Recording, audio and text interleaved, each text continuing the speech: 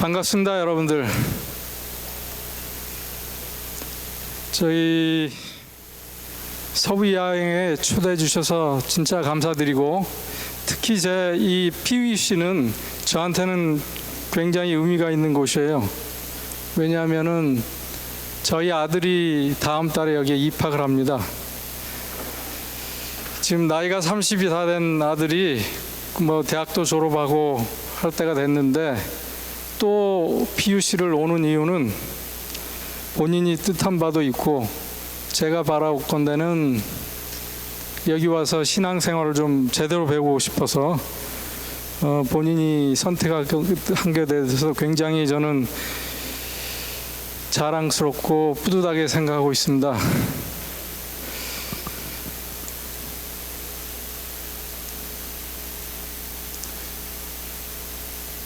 이번에 제가 맡은 제목은 삶의 회복. 저 그림에서 보시다시피 우리 삶이라는 게 단순히 육체적으로만 돌아가진 않죠. 인간에게는 정신세계도 있어요. 또 뭐도 있어요? 영의 세계도 있어요. 오전에 목사님들 강의를 통해서 여러분들은 영의 세계를 굉장히 키워가고 계시는 거예요. 그죠? 저는 좀 바닥 부분을 좀 다루도록 하겠습니다. 앞으로 제 강의에서 이 파란 바탕에 성구가 나오면 여러분들이 읽으시는 거예요. 아셨어요? 큰 소리로 읽으십시오. 시작.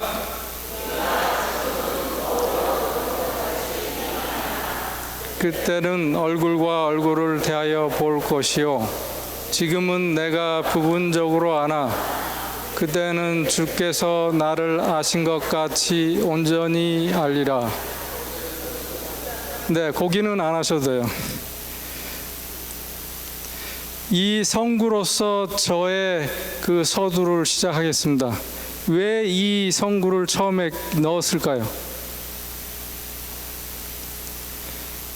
이 사진은 십수년 전에 저희 아이들이 어느 바닷가에서 호기심에 찬 모습으로 뭔가 바다에서 찾아보고자 하는 그런 모습을 볼 수 있는 사진이에요. 여러분들 여기서 뭘 느끼세요? 저 천진난만한 아이들이 바다에 대해서 얼마만큼 아는 것 같아요? 거의 모르죠? 거의 모르죠? 그렇다면은 아마도 제가 10몇 년 전에 여기 캐나다로 이민을 올 때 비행기 안에서 읽은 타임지에서 본 것 같습니다. 그 당시에 세계 노벨 의학상을 탄 어떤 학자가, 저명한 학자가 쓴 글이에요. 만약에 인체가 태평양 바다와 같다면 내가 아는 것은 고작 어디까지? 내 발목 차는 정도밖에 난 모르겠다. 이게 그 사람이 겸손해서 하는 얘기라고 생각이 되십니까?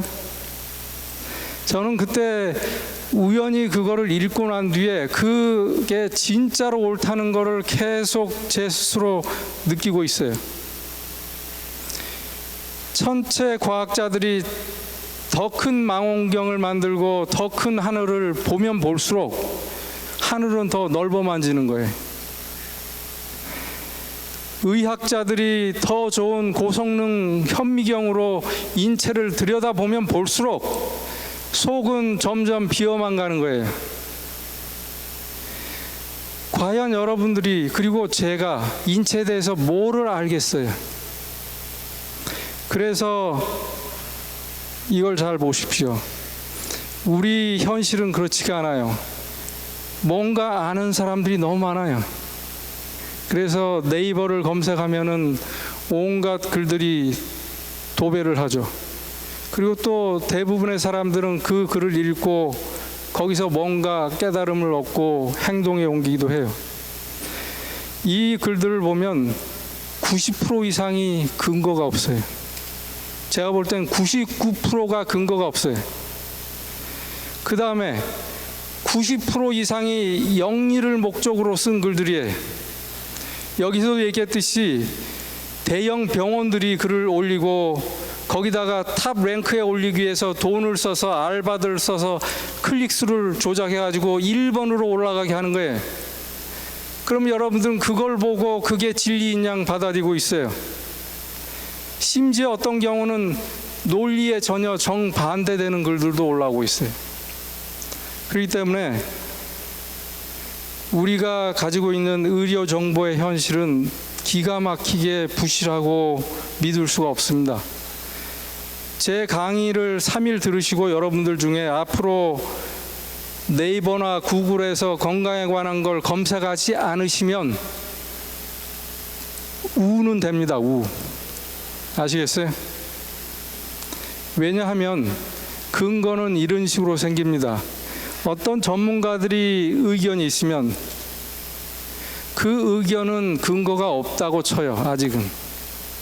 그 다음에 거기에 대한 배경 지식을 연구하고 증례 조사를 해보고 과거에 진짜 이런 경우로 나은 사람들이 있는지도 모아보기도 하고 통계까지 내보고, 그래도 그거는 아직 근거가 없어요. 어느 때 근거가 있냐면, 자, 그렇다면 우리가 한번 앞으로 전향적으로 조사를 해보자. 그래서 그 약을 일반 환자들을 모아놓고 먹여보고 철저하게 무작위로 테스트를 해본 다음에 결과가 나오면 근거가 있다고 얘기할 수 있어요. 그렇기 때문에 근거라는 말은 굉장히 중요한 거예요. 특히 이게 우리의 건강에 직결된다면 근거 없는 말은 우리는 믿으면 안 되는 겁니다.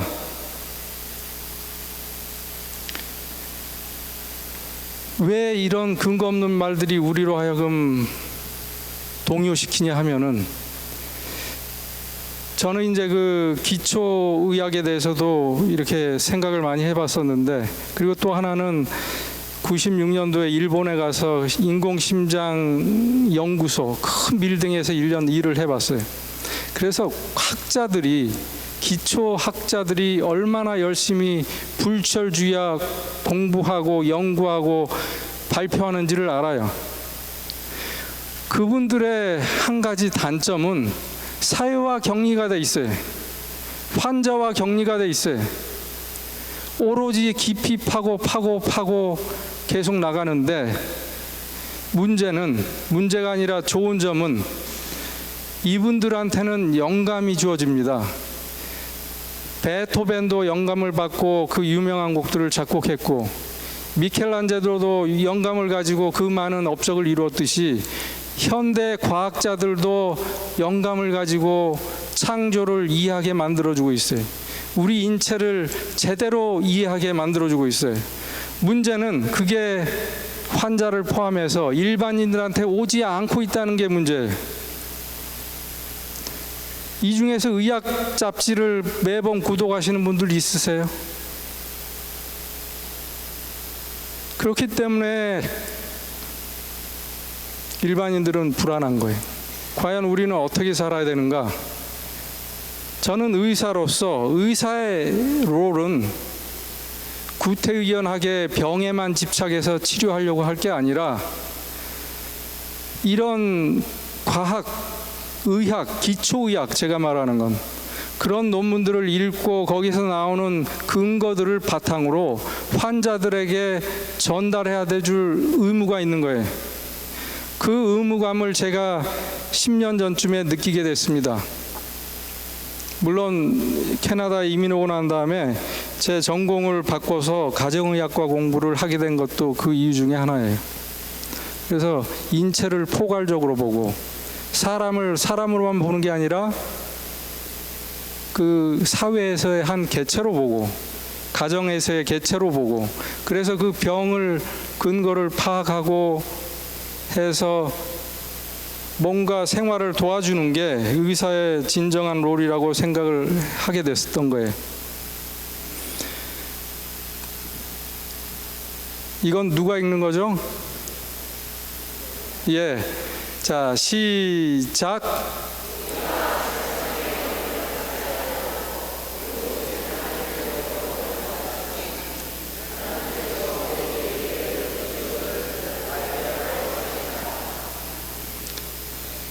예, 여기 계신 대부분의 여러분들은 의학 공부를 하지 않으셨잖아요. 제가 강의 드리는 거는 대학원생들 강의 레벨쯤 되는데 그걸 어떻게 이해하시겠어요? 성령께서 이 자리에 계셔서 여러분들로 하여금 충분히 이해하게 해 주실 겁니다. 또 하나는 뭘 이해하느냐? 바로 이거예요. 은혜로 주신 것들. 거기에는 건강 진리도 포함되어 있는 거예요. 그 건강 진리를 우리가 충분히 이해해야 됩니다. 그거는 성령의 도우심으로만 되는 거예요. 그래서 이번 3일을 통해서 여러분들은 건강의 개념을 확실히 정립하셔야 돼요. 그래가지고 건강한 삶이라는 게 어떤 것인가. 그 다음에 여러분들의 생각이 바뀌어야 됩니다. 건강한 삶이 어떤가. 아무리 그 뉴스타트의 세부 항목을 다 꿰고 있더라도 여러분들의 생각이 변하지 않으면 여러분들의 행동에 나타나지 않을 것이고 삶은 변하지 않을 것이기 때문에 생각이 중요하다는 것을 두 번째 날 내일 말씀드릴 거예요. 그리고 마지막 날은 우리가 과학적으로 얼마만큼 영의 세계를 지금 이해하고 있는지, 영의 세계는 그냥 목사님들이 설교하는 걸로 우리가 이해해야 되는가, 그리고 설교가 끝나면 밖에 나가면 다시 현실로 돌아가는 게 우리의 삶인가.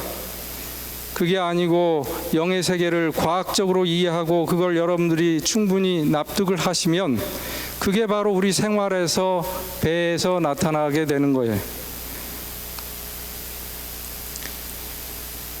건강이라는 게 뭐죠, 여러분들? 건강. 이 건강의 개념은 굉장히 중요합니다.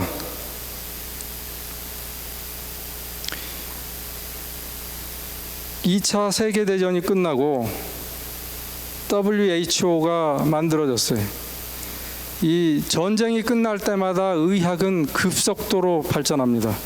왜냐하면 전쟁 중에는 인권이고 뭐가 없기 때문에 온갖 실험들을 많이 해요. 과감한 실험들을 많이 합니다. 여러분들 많이 얘기 들으셨을 거예요. 그런 실험들을 통해서 의학은 엄청나게 발전해. 그래서 2차 대전이 끝났을 때 학자들은 모여서 세계보건기구에서 모여서 논란을 일으켰어요. 우리는 이제 이 정도 의학 지식이면 병을 다 고칠 수 있을 거다. 사람이 사람만 죽이지 않으면 우리는 많이 오래 살 수 있다. 그래서 건강의 개념을 정의한 게 바로 이거예요.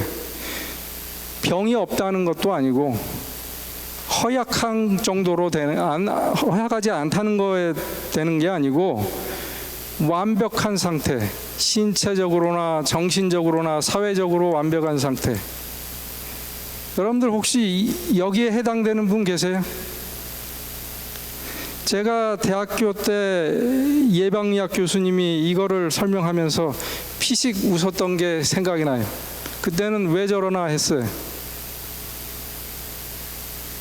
그리고 나서 10여 년이 된 다음에 던이라는 학자가 답답해서 사람들이 건강을 마치 잡을 수 없는 무지개처럼 생각하니까 그게 아니다. 건강은 비록 팔, 다리의 일부가 없고 눈이 실명이 됐더라도 그 사람이 사회생활을 할 수 있고 일상생활을 유지할 수 있으면 그건 건강한 거다. 상당히 그 건강의 데피니션을 넓혔어요. 그렇지만 아직도 이 정의에서는 건강이란 게 뭔가라는 것을 확실히 제시하지 않아요.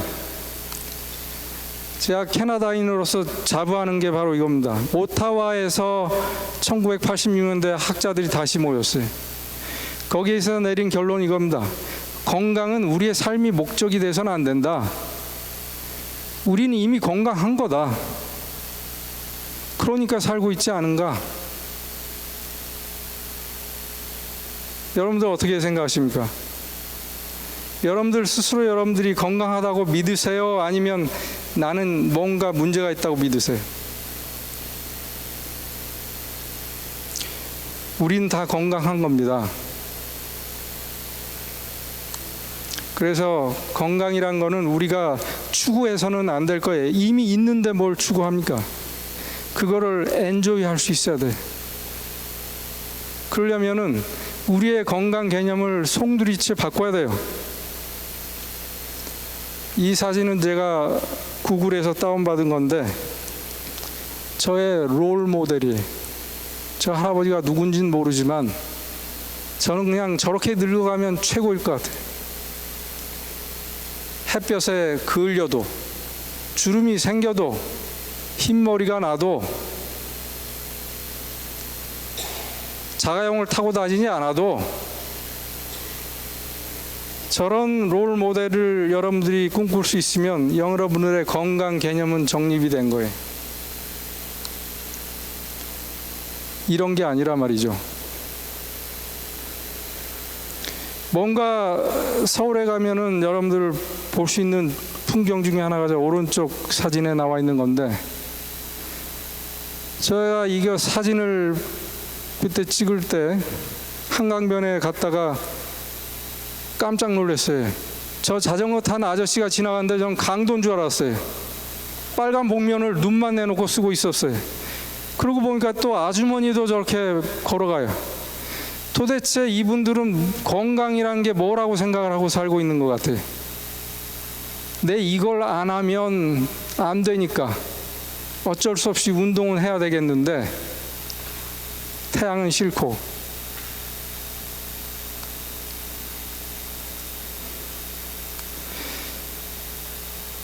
건강 습관을 어떻게 만들까요? 여기서 보시다시피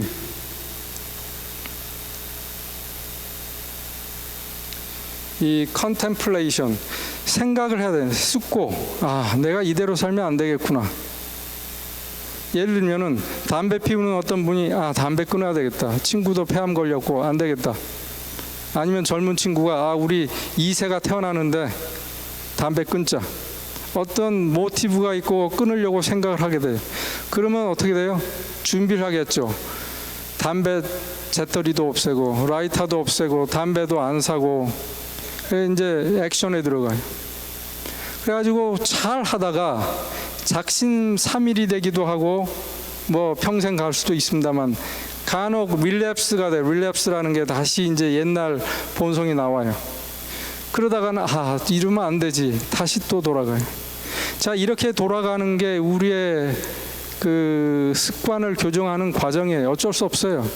어느 날 여러분들이 제 강의 듣고 내일부터 전혀 달라지려고 생각하지 않습니다. 그런데 여러분들이 생각을 안 하셔봤다면 지금부터 생각을 하셔야 되는 거예요.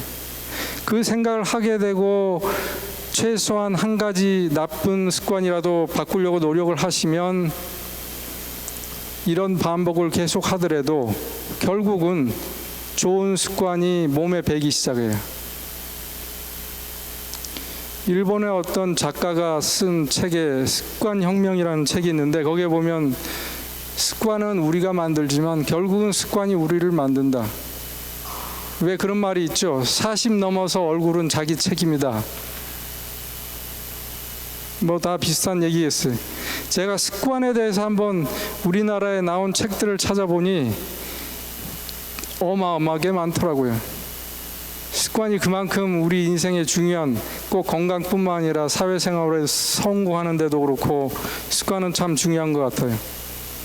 여러분들 가끔 소풍 때나 절에 가서 보면은 이런 걸 보셨어요? 저기 뭐예요? 낙숫물이 떨어지면서 저렇게 바위가 파였습니다. 저건 100년, 200년 빗방울 하나하나가 처마에서 떨어지면서 저렇게 만든 거예요. 습관은 하루아침에 이루어지지 않다는 이해가 되겠어요. 그렇지만 그 습관은 바위도 변화시킬 수가 있는 거예요. 그래서 그걸 반복의 힘이라고 그러죠. 우리 성도님들 뉴스타트 얼마나 잘 알아요? 뉴스타트. 우리 그 재림교회 그러면 일반인들이 요새는 상당히 좀 편견이 많이 달라져서 거기는 건강 지위를 가지고 있구나라는 정도로 잘 알고 있죠. 그 뉴스타트를 여러분들은 얼만큼 알고 계세요? 이 뉴스타트에 대한 개념도 여러분들이 이번에 잘 한번 생각을 해보시기 바랍니다. 우리가 있는 그 PUC, 이 PUC에서 그리 멀지 않은 곳에 위마가 자리하고 있죠. 잘 아시다시피 그 1900년대 초 미국의 인구의 죽는 사람의 3분의 1은 다 폐결핵으로 죽었어요. 그래서 미국 정부가 이 위마에다가 세니터리를 요양원을, 폐결핵 요양원이죠. 거기서 한 거라고는 뭐예요? 그 당시에는 결핵약이 별로 없으니까 저렇게 아침이면은 간호사들이 환자를 침대채 이렇게 이끌어내는 거예요. 햇볕 쪽이라고. 그리고 들여가고 또 내놓고 들여가고, 이게 치료에 다예요. 그래도 결핵은 나았어요. 그러다가 결핵이 이제 어느 정도 정복이 되자 이 시설물이 필요가 없게 됐죠. 그래서 1900년 중반에는 거기다가 그 폐질환 연구소를 차렸습니다. 근데 그 이후로 각 대학들이 다 자기 대학의 폐질환 연구소를 만드는 거예요. 그러니까 페더럴 거버먼트에서 저걸 운영할 이유가 없는 거예요. 그러던 차에 그게 우리 종교재단으로 넘어오게 된 거죠. 그렇게 해서 거기에 위마 헬스센터가 생긴 거예요. 그래서 거기에서 참 많은 이 화이트부인과 일부 그 당시에 건강의 선구자들이 제시한 그 뉴스타트를 여기서 실험적으로 하면서 많은 성과를 보게 된 거예요. 아직도 1년에 11차례 18일 코스로 해서 계속 돌아가고 있습니다. 제가 고등학교, 중학교 때 배운 리히비의 법칙, 여러분들 아세요? 저런 통이 있는데 저기다 물을 담을 수 있는 양은 그 나무 판들 중에서 가장 낮은 거에 달려 있다라는 거예요. 만약에 저걸 습관으로 치자면, 아니면 뉴스타트로 칩시다. 판 하나하나를. 나머지가 다 완벽하다 하더라도 어느 하나가 약하다면 제가 볼 때는 그 중에 가장 약한 부분이 절제 부분이 되겠는데, 그게 약하면 나머지가 아무리 완벽해도 다 필요 없어요. 여러분들의 건강은, 여러분들의 어쩌면 수명은 그 가장 약한 거에 달려 있어요. 그렇기 때문에 뭐를 얼마만큼 많이 알고 하느냐는 그리 중요하지 않습니다. 어떤 부분을 그렇게 철저하게, 나는 육식도 전혀 안 해, 채식만 해, 그게 그렇게 중요하지 않아요. 우리가 그 뉴스타트를 볼 때는 큰 그림도 볼 줄 알아야 돼. 숲을 볼 수 있어야 돼. 뉴스타트의 개념을 제대로 이해하는 기회가 이번에 있었으면 좋겠습니다. 자, 시작.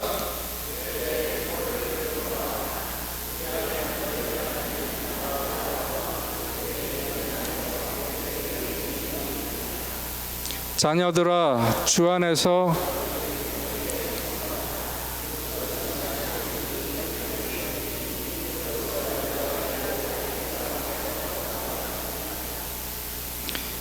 저는 사실 저에 대해서 여기 잘 아시는 분들도 있을 텐데, 저는 그렇게 믿음이 강한 사람은 못 돼요. 신앙심도 그렇게 강하지 않아요. 하지만 제가 건강에 대해서 공부를 하면서 성경을 다시 보게 되는 거예요. 근데 그 성경을 다시 보는데 어떤 각도로 보냐면 어린아이의 각도에서 봐요. 왜냐하면 성경이 어린아이한테 쓰듯이 써져 있어요. 대단한 거기에 고차원적인 그런 어려운 말이 있지 않아요. 아주 쉬워요. 그냥 네 부모 시킨 대로만 해. 니넨 건강하게 잘 장수할 거야. 왜 그래요? 부모가 뭘 시켜요? 좋은 습관을 시키잖아요. 좋은 습관. 좋은 습관을 시키니까 그게 어려서 하다 보면 그 습관이 몸에 배고 그 습관이 편해지고 즐거워지고, 그러니 인생은 즐기다가 건강하게 살아야 되는 거 아니겠어요?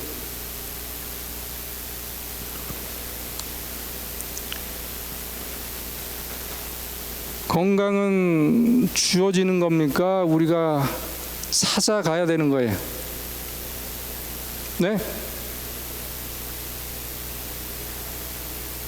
찾아가는 거예요?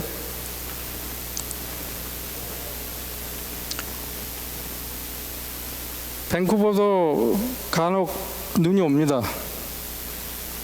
그래서 한 번은 제가 와이프랑 가끔 시간 있을 때 걷는 그 버나비 레이크라고 하는 큰 레이크가 있는데 이 사진을 찍었어요.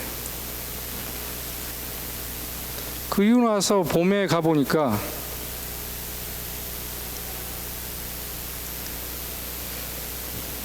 저는 이제 그 산책을 좋아하는 이유가 자연을 보게 되니까 그러는 건데, 그 자연을 볼 때 여러분들 무슨 생각이 듭니까? 전 사실은 특히 봄에 죽은 것 같은 마른 가지에서 저렇게 연록색의 잎들이 나오는 걸 보면 그게 1초 만에 나뭇잎이 나오면 그건 기적이라고 여러분들은 얘기하실지 모르겠지만, 그게 한 달에 걸려서 나오면 그거 기적 아닌가요? 없던 거에서 새로운 게 생겼는데 창조가 아닌가요?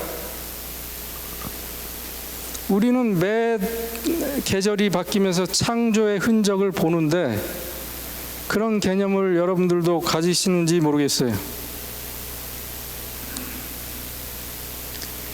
이 그림이 표현하는 게 뭐죠? 진화론을 인정하시는 분, 뭐 보나마나 없죠.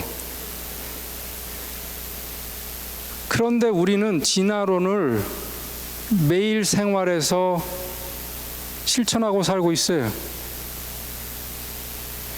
원숭이가 사람이 된다는 그런 예가 진화론이 아닙니다. 그 개념을 잘 생각해야 돼요. 진화론의 개념은 내가 건강을 획득하지 않으면 나는 이 생태계에서 뒤처질 수밖에 없다. 내가 건강하지 않으면 오래 살 수 없다. 이런 개념. 내가 잘 먹고 운동 열심히 하지 않으면 나는 병에 걸려서 빨리 죽을 거다 라는 이런 개념이 진화론이, 그 개념이 중요한 거지. 이 그림은 누가 봐도 코웃음 치는 그림이기 때문에 내가 이거를 비웃는다고 해서 나는 진화론에 젖어 있지 않다라고 자신있게 얘기할 사람은 없어요. 이 개념을 깨트려야 돼요. 우리는 건강하니까 살고 있는 거예요. 건강하게 살라고 이미 우리를 만들어 놓으셨잖아요. 제가 이제 의대 다닐 때 태생학이라고 하는 엠브리올로지 또는 뭐 이제 그 정자 난자가 어떻게 사람을 형성해 가나 하는 거를 배우는 과목이 있는데 학점은 1.5, 2학점밖에 안 돼요. 근데 그 학게 재밌었던 게 너무 신기하잖아요. 세포 두 개가 딱 만나가지고 더블링 되기 시작하는데 그게 어떻게 해서 사람 모양이 돼가냐 이거예요. 자, 그거는 여러분들이 모른다 칩시다. 여기 다 경험이 있잖아요. 아기가 태어나는데 어떻게 태어느냐, 그것도 신기하지만 그 얘기는 제껴놓고, 아기가 기다가 걷다가 뛰다가 성년이 돼가는 그 과정은 여러분들도 잘 아시잖아요. 저기에 어떤 코드가 있기 때문에 어느 때가 되면 일어나 앉기 시작하고 어느 때가 되면 말을 하기 시작하고, 그게 여러분들 부모가 가르쳐 줘야지만 되는 거예요? 그렇지 않아요. 우리 몸에는 이미 그런 코드가 유전자 레벨에서 다 있기 때문에 그렇게 자연적으로 되는 거예요. 하물며 여러분들 감기의 예를 듭시다. 병이 약 먹어서 나아요?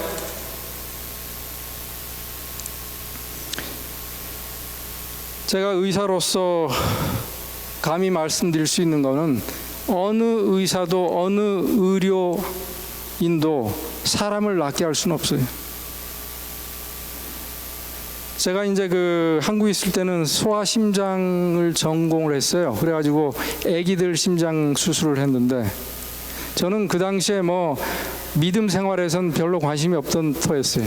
하지만 이제 그 전날 수술을 해놓고 중환자실에 데려다 놓으면 저는 집에 안 가요. 중환에가 있으면 그냥 연구실에서 앉아서 모니터로 애가 어떻게 돌아가는지, 그 다음에 한 2시간에 한 번씩 가서 이렇게 체크도 해보고, 제가 가면 레이던트들이 싫어하니까 멀찌감치서 이렇게 보기도 하고, 간호사한테 전화해서 확인도 하고, 그러다가 이제 한 2-3시간 자고 아침에 출근을 하러, 그러니까 회진을 하러 딱 가잖아요. 중환자실에 아이가 방글방글 웃어요. 그리고 이제 인공호흡기를 떼고 처음 먹일 때 사례가 걸리지 않게 하기 때문에 제가 직접 물 먹이는 게 저의 특권이었어요. 저 외에는 누구도 그건 할 수 없는 거예요. 그래서 주사기에다가 깨끗한 물을 담아가지고 애 입에 갖다 대요. 밤새도록 얼마나 얘가 목이 말랐으면 그걸 빠는데, 심장병 걸린 애기들이 젖을 못 빨아요. 숨이 차서. 그러던 아이가 그 50cc 시린지, 여러분들 보신 분들이 있는지 모르지만 짜기도 힘들어요. 어른들이. 그걸 짜는 게 아니라 네가티브로, 음압으로 입술로 그 꼭지를 빨아가지고 그게 땡겨가는 거예요. 50cc를 놔두면 다 마셔요. 그걸 보고 제가 무슨 생각을 하겠어요. 역시 나는 훌륭한 의사야. 수술 잘했으니까. 천만에요. 천만에. 설령 외과 의사는 수술할 수 있지는 모르지만 회복시키는 건 제 소관이 아닌 걸 알았어요. 하물며 수술도 그런데 무슨 약을 먹고 무슨 병이 나았겠어요. 우리 몸은요, 낫게 돼 있어요. 그런 치유인자가 깔려 있어요. 성장인자가 깔려 있듯이 그걸 믿으셔야 돼요. 제가 이 의학 강의하면서 아멘이란 제청을 들으시라고는 생각을 못했는데 시작.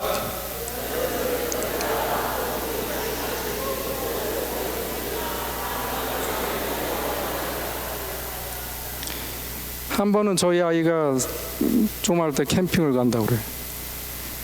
보나마나 숲에 가서 텐트 치고 자는데 밤에 모기가 극성일 걸 알죠.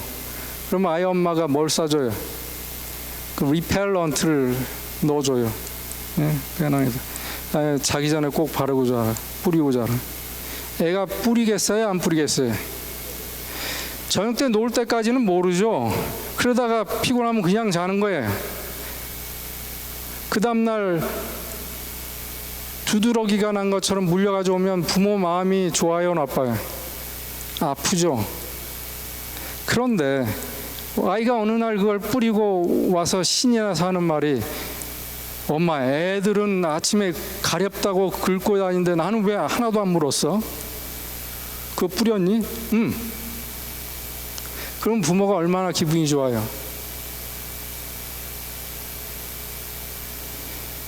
하나님이 이미 우리에게 건강 인자를 넣어주시고 치유 인자를 넣어주시고, 그렇게 해서 우리가 건강하게 살면 그분이 얼마나 기쁘겠어요. 그게 하나님의 영광이에요. 저 북한에 있는 어느 리더를 위해서 기쁨조가 되는 게 아니에요. 우리는 하나님의 영광 얘기를 하면은 뭔가 이렇게 알러지 반응을 일으키는 분들도 있어요. 인간이 뭔데 왜 우리가 하나님을 위해서 살아야 돼? 이 개념이 조금이라도 있으면 이거 버리셔야 돼요.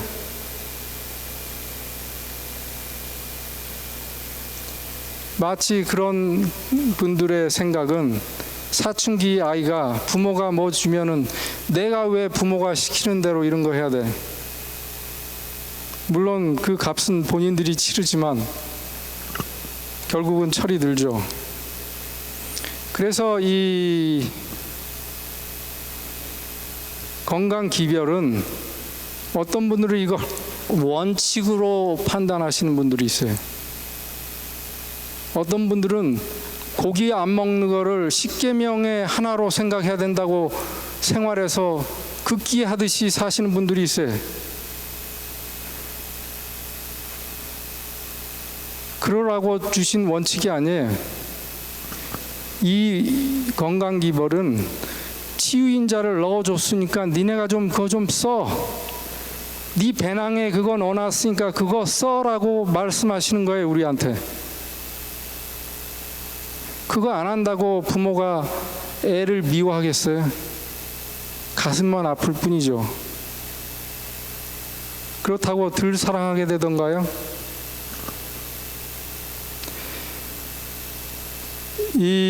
제가 지금 강의의 3분의 1을 했는데 이런 개념을 가지고 두 가지 질병을 오늘 이제 예를 들고 끝내도록 하겠습니다. 원래 이제 1시간 하고 쉬고 또 1시간 하는 걸로 시간표 나와 있는데 그런 거 없이 2시간 계속 하도록 하겠습니다.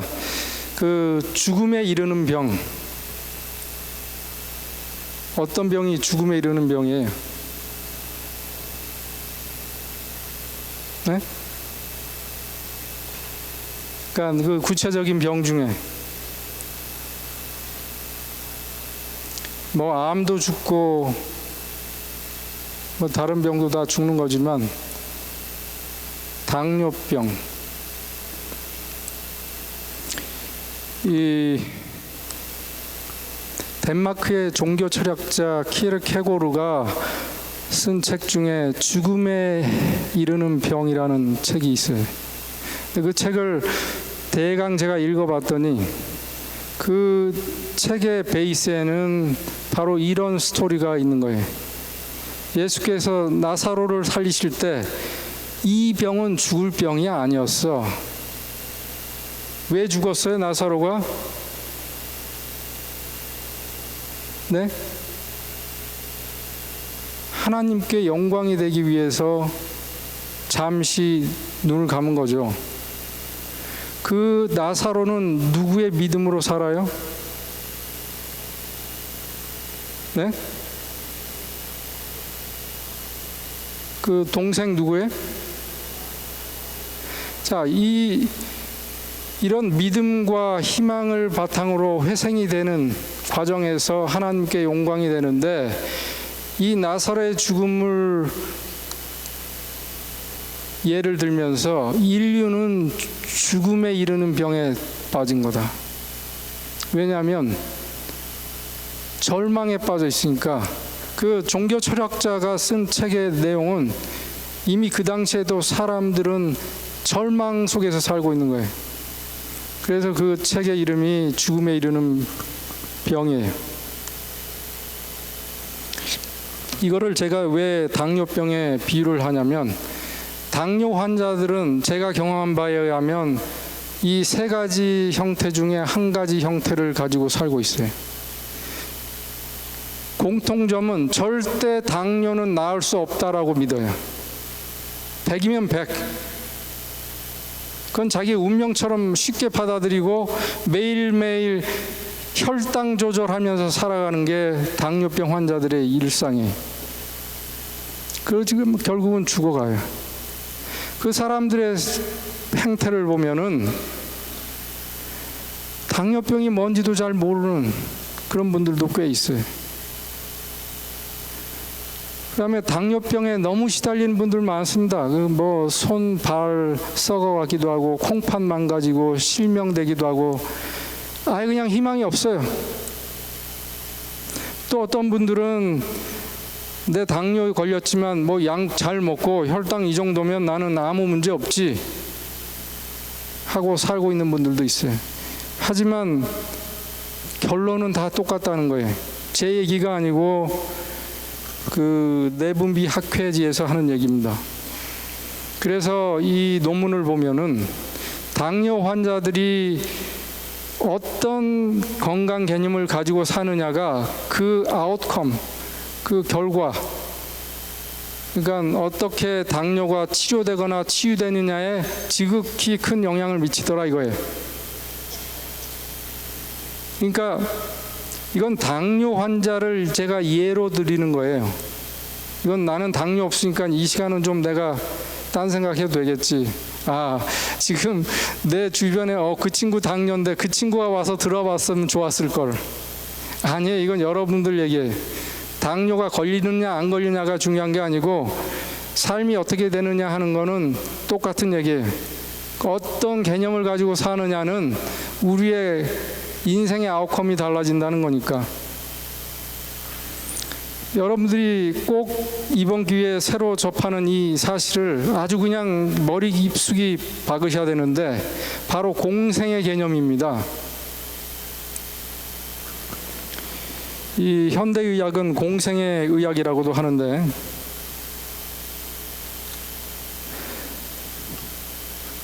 우리 몸에는요, 우리 세포가 100조개라고 그러는데 그 10배 많은 1000조개의 박테리아가 우리 몸에서 살고 있어요. 안팎으로. 근데 그 박테리아를 어떤 놈을 갖느냐는 우리의 생활에 따라 달라져요. 첫 번째는 mode of delivery, 정상 분만을 하느냐 C색을 하느냐에 따라서 그 아이가 처음 접하는 균주가 달라져요. 이게 굉장히 큰 이슈가 되고 있어요. 그 다음에 두 번째는 생애 처음으로 먹는 음식이 뭔가 분유인가 모유인가 거기에 따라서 나타나는 그 아이가 장 속에 평생 가져야 되는 세균의 종류가 달라져요. 물론 그 이후로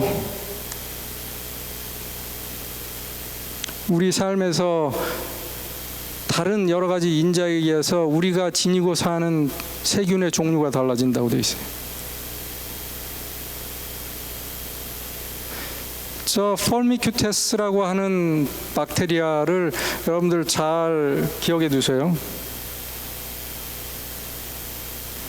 스미소니안 채널에서 나온 그 어떤 영상물을 잠깐 보여드릴게요.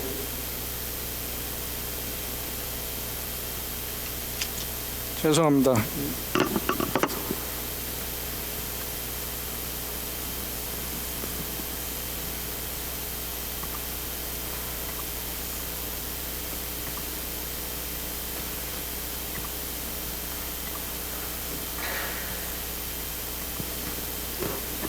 이 컴퓨터에서 이 스피커로 나가는 그게 안 된다고 아까 말씀드리더라고요. From the moment we're born, every one of us teems with trillions of microorganisms. From our elbows and armpits to our mouth and guts. And most of them don't make us sick. Quite the opposite. On our skin, Staphylococcus secretes a film that keeps it moist and supple, producing a barrier that keeps infectious germs out. Lining our nasal cavities, a benign species of Lactobacillus protects against sinusitis. Their mere presence reduces inflammation by crowding out other invaders and driving them away.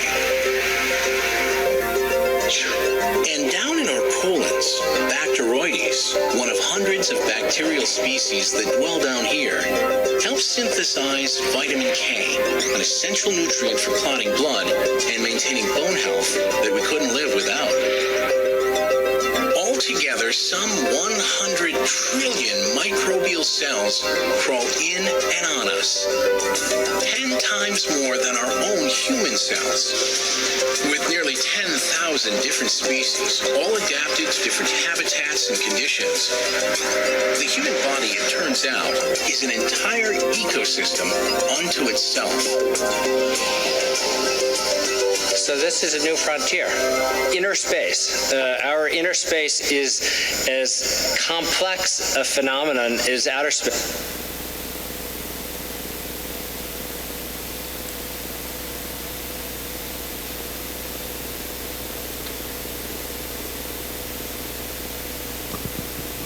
아까 제가 말씀드린 그 C색으로 델리버리 했을 때 아이가 엄마 산도, 즉 그 질 속에 있는 좋은 균을 접하지 못하게 되는 거예요.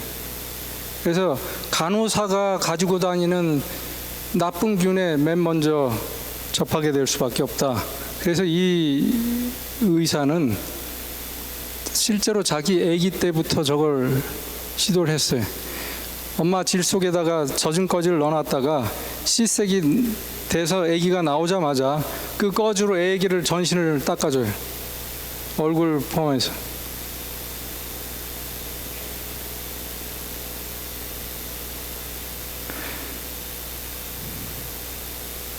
실제로 거기에 따라서 아이가 소아천식이 생기느냐 아토피가 생기느냐의 확률이 굉장히 차이가 난다는 걸로 돼 있어요.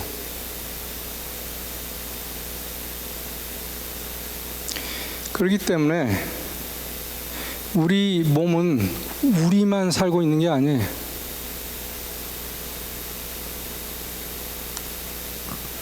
이 논문에서도 그 세계 고혈압 학회지에서 1915년도에 쉽게 설명드리면 정상 혈압을 가진 사람들, 여기 파란 혈압이 여기 보면 120 미만이죠. 빨간 거는 한 150 전후로 되는데 파란 혈압을, 즉 정상 혈압인 사람들은 어떤 균주를 가지고 있는데 고혈압을 가진 환자들은 이 정상적인 사람들이 가지고 있는 균주가 아닌 다른 균주들을 가지고 있더라. 고혈압이 균을 바꾸는 게 아니고 균의 어떤 종류가 고혈압이 되게 만들어주는 거예요. 비만은 어떤가? 여기서 말하는 비만은 복부 비만을 제가 말씀드리는 건데, 우리가 현대인들이 가지고 있는 가장 잘못된 개념 중에 하나가 칼로리 개념. 칼로리는 미국 정부가 이 낙농품을, 고기를 장려해서 생긴 온갖 질병을 무마하기 위해서 만든 개념이에요. 칼로리. 니네가 잘 먹여놨더니 운동 안 해서 그 칼로리 소화 안 돼서 비만이 오고 고혈압이 되고 당뇨가 된 거 아니냐. 그러니 이젠 뛰어라. 푸드 피라미드에다가 계단을 만들었어요. 뛰어라. 사람들은 생각 없이 또 뛰어요. 칼로리 개념으로 살을 빼는 거는 실패작이다. 여러분들 살 빼보려고 노력해서 아시죠? 안 먹고 빼도 남는 건 뭐예요? 뱃살 절대 안 빠져요, 잘. 그래서 오늘 여러분들이 이 개념을 가지고 생활에 옮기시면 뱃살 빠지기 시작합니다. 저는 논문을 하나 읽으면 제가 실천을 해요, 그거를. 그래가지고 제 뱃살이 1인치가 1.5인치 거의 2인치까지 커졌다가 줄었다 하는 걸 해봤어요. 이런 개념을 해가지고. 그렇게 되니까 여러분들한테 자신 있게 제가 말씀드릴 수 있는데, 칼로리의 문제가 아니고 장내 세균을 어떤 걸 갖느냐에 따라서 그 세균들이 인슐린의 그 작용을 잘하게 하느냐 차단하느냐 할 것이고, 거기에 따라서 여러분들은 먹는 양이 똑같다 하더라도 뱃살이 들어가기도 하고 나오기도 한다는 거예요. 여기서 이제 그 뱃살 얘기가 나왔는데 더 나아가서 결국은 당뇨 얘기로 들어갑니다. 1914년도에 시카고에서 세계 당뇨 학회가 열렸어요. 거기에는 이제 그 소아 당뇨 그 펀드 만드는 그 리서치 펀드 파운데이션에서도 협찬을 해가지고 같이 했었어요. 근데 거기서 나온 이 학회지의 이 초록집을 보면은 그 학회에서는 오로지 당뇨병이 왜 오는가, 그것도 잘못된 균이 우리 대장 내에 살고 있기 때문이라는 걸 증명하고 확인하기 위한 자리였어요. 제가 한 가지만 설명을 드릴게요. 기초과학자들이 어떤 영감을 가지고 있는 거예요. 그래서 이분들이 실험을 하게 돼요. 물론 그 전에는 더 많은 베이직 리서치들이 있고 그걸 바탕으로 이런 확신을 갖게 된 건데, 어떤 동물, 어떤 스피시스는 절대 당뇨가 안 걸리는 동물 종들이 있어요. 그 동물들한테 당뇨가 걸린 사람의 대변을 뽑아서 항문으로 주사기로 매일 아침 집어넣어줘요.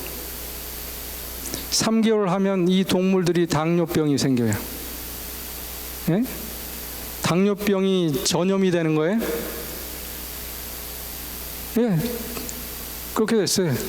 왜냐하면 3개월 동안 계속 그 대변 속에 당뇨 환자가 가지고 있는 어떤 박테리아를 이식시켜줬으니까 그 균들이 자리를 잡아가지고 이제 이 동물이 당뇨병이 생겼어요. 한 번 더 그러면 증명해봐. 이번에는 젊고 건강한 사람의 대변을 다시 3개월 동안 트랜스플란테이션 해줬어요. 이식시켜줬더니 당뇨가 또 감쪽같이 나왔어요. 이렇게 2번 확인을 하자 이제는 임상가들도, 임상의사들도 그걸 액셉트하게 된 거예요. 더 나아가서는 거기에 딸린 그 베이스, 그를 더 연구하게 됐어요. 뭐냐 하면, 여러분들 이 그림은 굉장히 중요한 거예요. 사진 찍으세요. 이 신체가 이렇게 생겼는데 우리는 요거밖에 안 됩니다. 다리 한 짝, 무릎 하나. 90%가 우리 세포수는 박테리아예요. 아무리 치장 깨끗이 하고 해도 세균 덩어리가 돌아다니고 있는 거예요. 90%가 박테리아예요. 나는 거기에 다리 한쪽에 무릎 아래에 해당하는 게 나예요. 근데 그 세포수로 따지는 게 그런데 이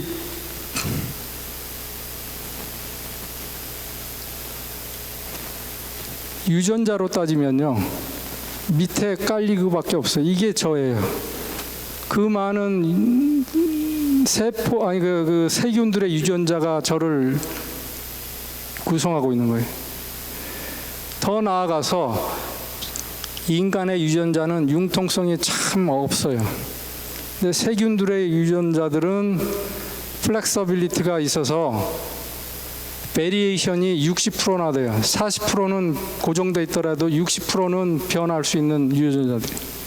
그렇기 때문에 우리가 세균을 가지고 산다는 거는 그만큼 우리 건강은 쉽게 변할 수 있다는 거예요.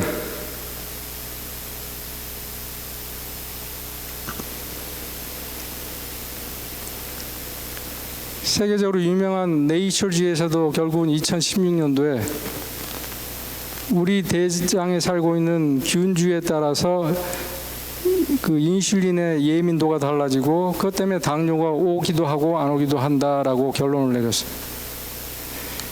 재밌는 거는 제가 이제 건강 강의를 시작하던 2010년도 이 뭐를 먹을 것인가, 왜 과일이 좋고 야채가 좋은가, 이런 얘기 중에 꼭 빠질 수 없는 게 섬유소가 많기 때문이다. 그래서 섬유소는 제6의 영양소다, 또 이렇게 얘기를 하는데, 그래서 그 당시의 논문을 보면은 섬유소가 왜 좋은가 잘 모르겠다. 그냥 그게 뭐 칼로리를 많이 발생 안 시키고 또 대변도 잘 보게 하고 뭐 이러니까 좋은 거 아닌가, 이렇게 알았던 거예요. 근데 불과 6년이 지난 다음에 섬유소의 개념이 달라진 거예요. 섬유소는 인간이 흡수할 수 없는 물체거든요. 그게 뭐냐면 박테리아의 먹인 거예요. 근데 어떤 박테리아의 먹이에요? 좋은 박테리아의 먹이였어요. 그래서 이 하이팻 다이어트를 시킨 그 어떤 동물의 대장균들을 보면 나쁜 균들이 생기고, 하이파이버, 섬유소가 많은 야채, 과일들을 먹인 돼지는 좋은 장 세균들이 생기더라. 그러니까 영어로 what you get, what you eat, what you get. 네가 먹는 게 뭐냐에 따라 네 뱃속에 뭐를 가지고 사느냐가 달라질 거다라는. 자, 시작.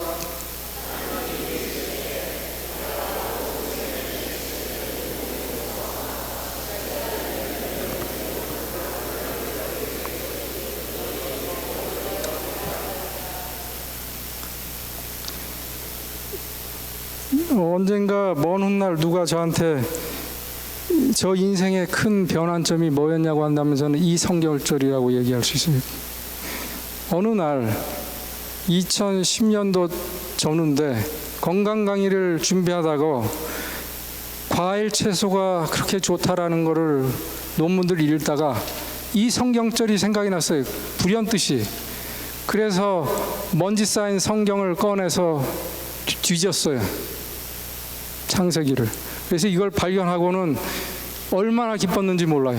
전 그때 기억이 지금도 생생해. 대내에 앉아서 밤에 다들 자고 있는 고요한 밤에 공부를 하다가 이 성경절을 읽고 눈으로 다시 한번 확인하는 순간 이 흥분이 되고 기분이 좋아서 잠을 잘 수가 없어요. 그 다음부터는 저는 성경이 얼마만큼 우리에게 자세하게 구체적으로 알기 쉽게 건강을 지도해주고 있나를 믿게 된 거예요. 그러니까 이제는 제가 건강 강의를 준비하려면 성경 없이는 안 돼요. 그래서 혼자 읽는 성경 가지고는 부족하더라고요. 미천이 딸려서 올해 초부터 성경 공부를 한 달에 2번씩 2시간씩 제대로 지금 공부하고 있습니다. 사사를 받고 있어요. 얼마나 좋은지 몰라요. 왜냐하면 과학자의 눈에서 보는 모든 게 성경에 그대로 돼 있으니 그걸 어떻게 성경을 소설이라고 믿을 수가 있겠어요.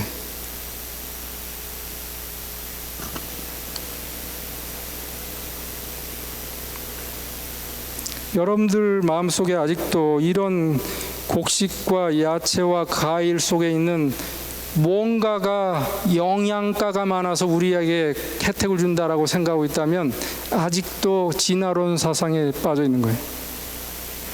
거기에 있는 비타민 C가, 비타민 B가 많아서 우리가 건강하게 산다. 천만에요. 천만에. 아까 노벨 의학자가 얘기했듯이 과일 하나를 태평양 바다라면 우리가 아는 거는 몇 가지 원소에 불과해요. A, B, C, D, E, F. 비타민 몇 가지 미네랄. 그거 가지고 다 해결하려고 하니까 바다를 발목 닳는 데서 그것도 석학이 그럴진데 여러분들은 그렇다면 얼마만큼 바다를 아시겠어요? 그러니 그런 단순한 개념으로 아까 얘기했죠. 세상이 바라보는 시각에서 볼 게 아니고 하나님의 영이 인도하는 대로 건강 기별을 보셔야지 그게 제대로 보이는 거지. 그래서 이 먹는 거에 대한 걸 더 이상 제가 할 시간이 없는데, 먹는다는 개념은 내가 먹고 건강해지고 기운을 차리고 피부가 좋아지고 근육이 생기고 이런 개념이 절대 아니에요. 그거는 우리에게 준 자연 혜택을 누리고 또 나누는 건데, 누구랑 나누는 거예요? 누구랑 나눠요? 우리 뱃속에 있는 세균들하고. 왜냐하면 그 세균들은 제6의 올간이라고 그래요. 우리 건강을 책임지는 심장만큼이나 중요하다는 거예요. 그래서 그런 공생의 개념, 그렇게 생각을 하고 그런 걸 베이스를 충분히 이해를 하면은 고기 맛이 떨어지는 거지. 아유, 고기가 참 맛은 있는데 먹지 말라고 그랬으니 안 먹어야지. 또 친구가 고기 먹는 거 보면 옆 눈으로 보면서 아직도 신앙의 레벨이 저거밖에 안 되나. 이런 개념은 버리세요, 제발. 저는 고기를 일부러 사 먹진 않게 됐어요, 이제는. 코스코에서 트리플 A 고기를 사오는 일은 없어졌어요. 자연히. 하지만 연말에 어느 집에서 어느 의사가 초대를 했는데 스테이크를 자기가 잘한다고 맛있게 구워놓고 먹으라는데 거기서 인상 팍 쓰고 앉아 있어요? 천만에 맛있게 먹으면서 저도 왕년에는 고기 먹으려고 시카고에 가서 세계에서 제일 유명한 스테이크 하우스를 예약 없이 갔다가 문전박대 받고 제가 매니저를 불렀어요.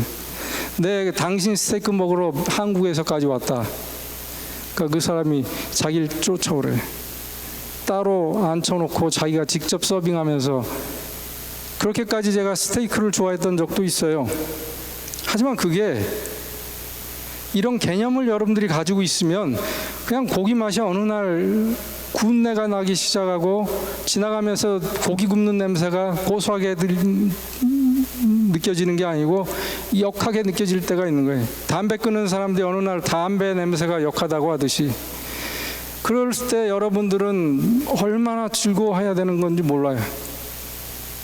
그런 레벨에 가는데 어거지로 되는 게 아니라는 말씀을 제가 드리는 거예요. 왜 먹는가? 왜 먹는가? 그 다음에 마지막으로 어떻게 먹을 것인가? 여기에 신경을 써야 돼요. 이게 바로 습관이기 때문에 언제 어떻게 먹어야 되는지. 제 강의 3분의 2가 끝났습니다. 비록 늦게 시작했기 때문에 제가 사실은 12시 반까지 할 권리가 있어요. 그러니까 좀 오버됐다고 왜 시간 못 맞추냐고 하지 마세요. 저는 시간 잘 맞춰야 한다는 게 제 철칙이니까. 네? 하시라고요? 예, 할 겁니다. 자, 이 대목에서 우리 기지개 한번 피죠. 쫙 피세요.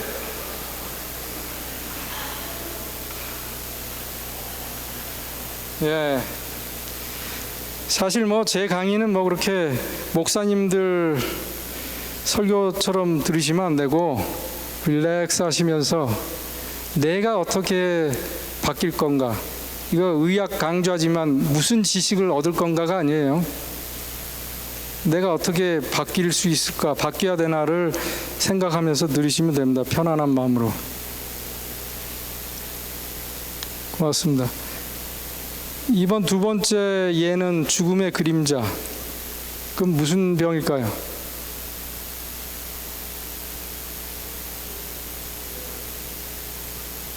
고혈압은 소리 없는 살인자. 제가 이 죽음의 그림자라고 한 거는 암입니다. 암. 특히 우리끼리 얘기지만 한국인들처럼 암을 무서워하는 이 민족이 없는 것 같아요. 제가 이제 밴쿠버에서 한인들 때문에 이제 왔다 갔다 섬에 살고 있는데, 한인들 때문에 한인타운에 가서 2주에 한 번씩 가서 진료를 해요. 한인들 위해서. 어떤 교회에 어떤 분이 폐암으로 돌아가시면 그 교인들 다 와요. 다 자기도 폐암 같대. CT 찍어내놓으라 이거예요, 저한테. 전 그게 이해가 됩니다. 왜냐하면 저희 아버님이 위암으로 돌아가셨는데, 그것도 젊은 나이에. 제 뒤통수에는 항상 나도 위암에 걸릴 것이다라는 생각이 따라다녔어요. 그게 바로 죽음의 그림자였던 거예요. 근데 제가 건강 강의를 저를 위해서 하는 이유도 되는 게, 이런 걸 공부하면서 그림자가 어느 날 없어졌어요. 이제 따라다니지 않아요. 오히려 의사들이, 제 패밀리 닥터가 너 가족력이 있는데 5년에 한 번씩 내시경 해야 되지 않냐고 하지만, 내시경 해서 없을 텐데요. 왜 해요?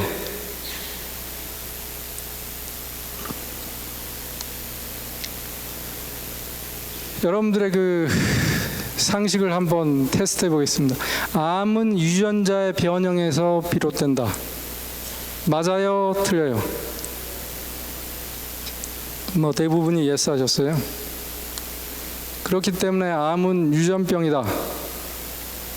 저희 아버님이 암 걸렸으니까 저도 암 걸려야 돼요? 왜 아니에요? 유전병인데.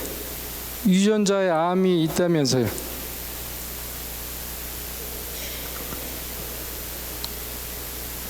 그 얘기를 지금 여러분들이 하고 계신 것 같은데, 유전자는 불변이니까 암도 피할 수 없는 불치병인가요? 우리 몸에는 암세포가 없어요? 어떻게 아세요? 큰일이 아니야 이거. 입 암세포 있으면. 근데 그렇게 마음 편하게 앉아 계시네.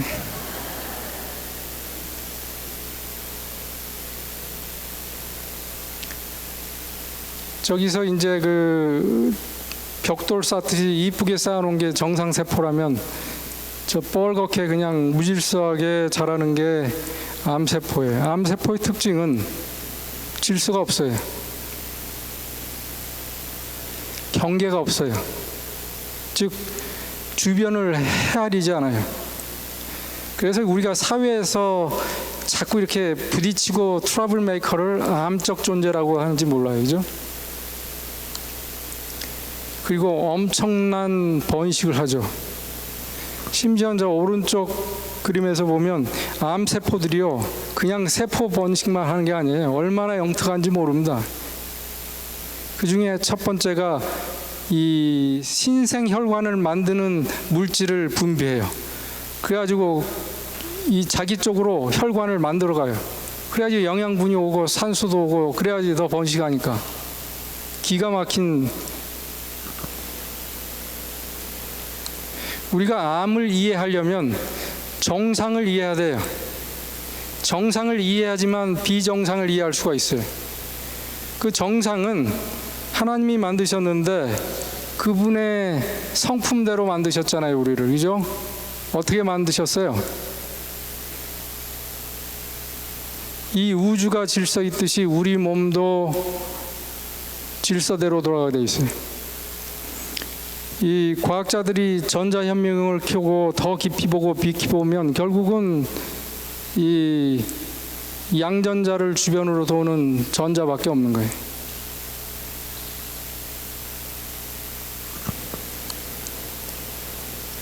세포 분열을 하는 게 우리 인체의 특징인데,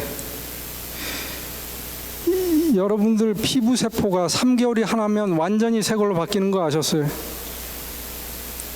예를 들면 뇌세포만 빼놓고 모든 세포들은 주기적으로 다 바뀌어요. 뼈에 있는 세포까지 그렇습니다. 이거를 모르면 골다공증을 이제 막 헛길로 가기 시작해요. 모든 세포는 계속 바뀌어요. 그다음에 여러분들이 3개월 있다가 다시 친구들 보시면 새 사람이 돼서 온 줄 아셔야 돼요. 야, 너 새 걸로 잘 바뀌었구나, 이렇게 인사하셔야지. 그 다음에 그냥 고정되어 있는 게 아니에요. 우리 몸은 유동적이에요. 끊임없이 변하고 있어요. 끊임없이 변하고 있어요. 그러면서도 질서를 계속 유지하고 있어요. 이 질서가 파괴되는 게 문제라는 거죠.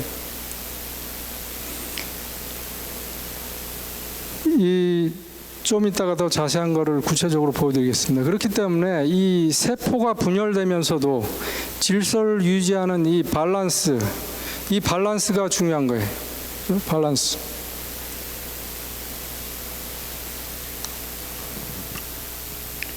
암세포는 밸런스가 깨진 거예요. 그렇다면 밸런스가 어떻게 유지가 되는가? 이거를 제가 보여드릴게요. 이 비디오는요, 현미경으로 사진을 찍습니다.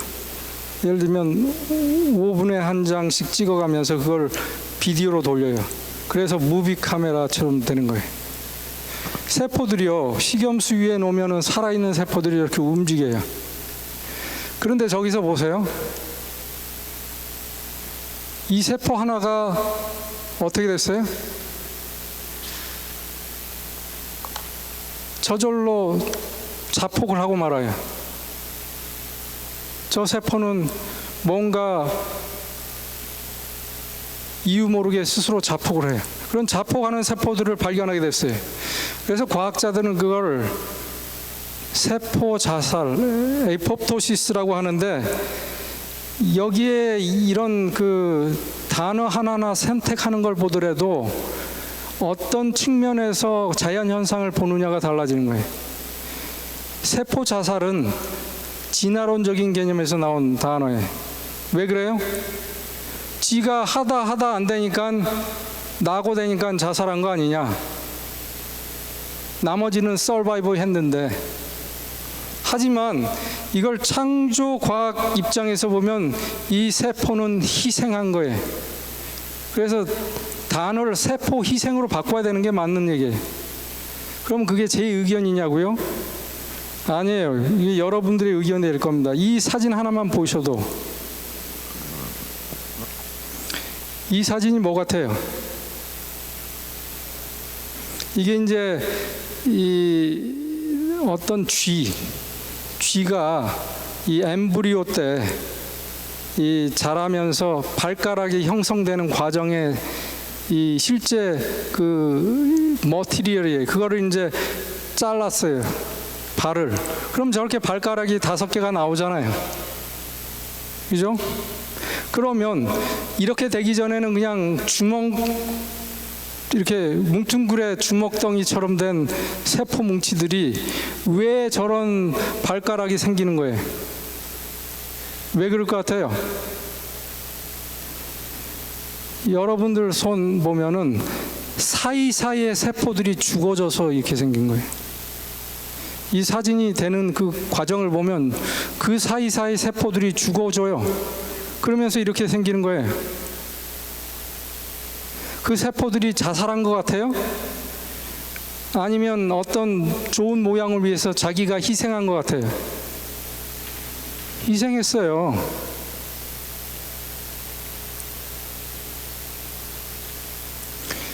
이게 정상입니다.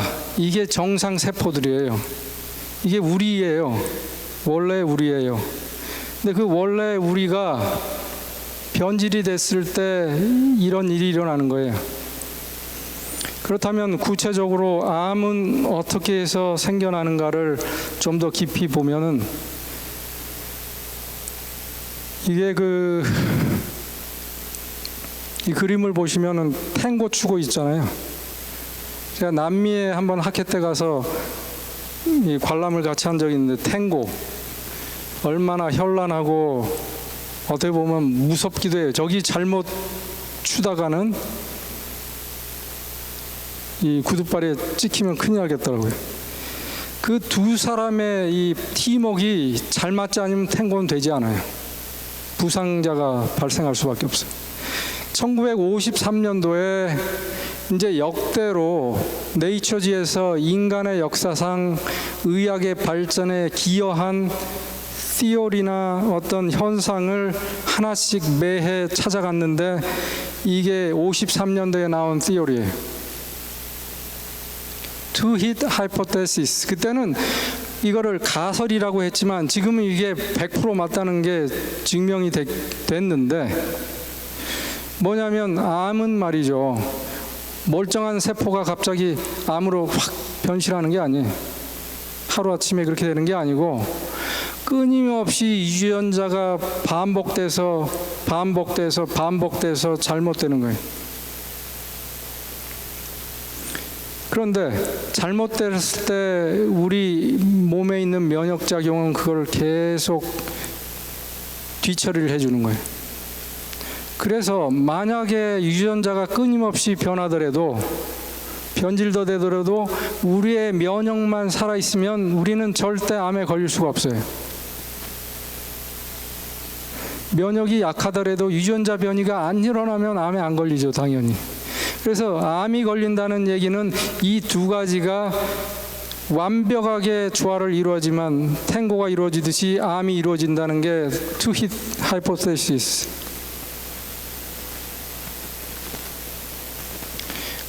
어떻게 유전자 손상이 오느냐 하면 잘 아시잖아요. 우리가 뭐 방사선, 뭐 그다음에 잘못된 생활 습관, 그런 게 이제 발암 물질이 예를 들면 유전자가 손상이 온다 칩시다. 그렇다고 다 암에 걸립니까? 천만에요. DNA는 스스로 리페어할 수 있는 어떤 코드를 가지고 있어요. 그래서 리페어가 돼요. 그런데 또 손상이 돼요. 그래가지고 결국은 리페어가 안 되는 것들이 생겨나기 시작해. 그거를 뮤테이션이라고 그래요. 유전자가 변질된 게 이제는 제대로 생겨난 거예요. 이 뮤테이션을 어떻게 제가 설명드릴 수 있냐면, 포드 자동차 공장을 가봅시다. 자동차를 요새는 컨베이어로 해가지고 이렇게 돌리잖아요. 이제 어떤 사람은 문짝만 다는 사람이에요. 근데 이 문짝 다는 사람이 계속 달고 나면 그 다음 문짝 없는 차가 오고 자기는 문짝을 갖다 달고 또 가고 이래요. 근데 한 문짝을 딱 달려고 하니까 안 맞아요. 도대체 볼트가 들어가질 않아. 이 문짝을 만드는 쪽에서 문짝을 잘 만들고 검수를 했지만 워낙 불량품이 많으면 이런 변질된 문짝이 배달이 된 거예요. 그러면 이 문짝을 다는 숙련공은 공장장에 연락을 합니다. 이 문짝 불량입니다. 어떻게 할까요? 우리 몸의 공장장이 P53이라고 하는 프로테인이, 이런 일을 하는 프로테인들이 너무 많기 때문에 이름도 못 줘요. 그냥 P53, 53번째 발견된 단백질이다. 이 하나의 치유인자겠죠. 그게 이렇게 공장장실에서 쉬고 있다가 그런 정갈이 오면은 명령을 하는데 둘 중에 하나를 합니다. 하나는 뭐예요? 셀 사이클 어레스트. 자, 컨베이어 벨트를 잠깐 중지해. 그리고 자기가 가지고 이거 좀 두들겨서 어떻게 해머로 치고 잘 피우고 해가지고 해봐. DNA 리페어를 다시 해보라고 그러는 거예요. 그러니까 DNA가 막 복제되던 게 그때 슬로우 다운 되면서 그걸 리페어하는데 총력을 기울여 봐요. 그래도 안 되면 두 번째 단계는 뭐예요? 그거 폐기 처분해.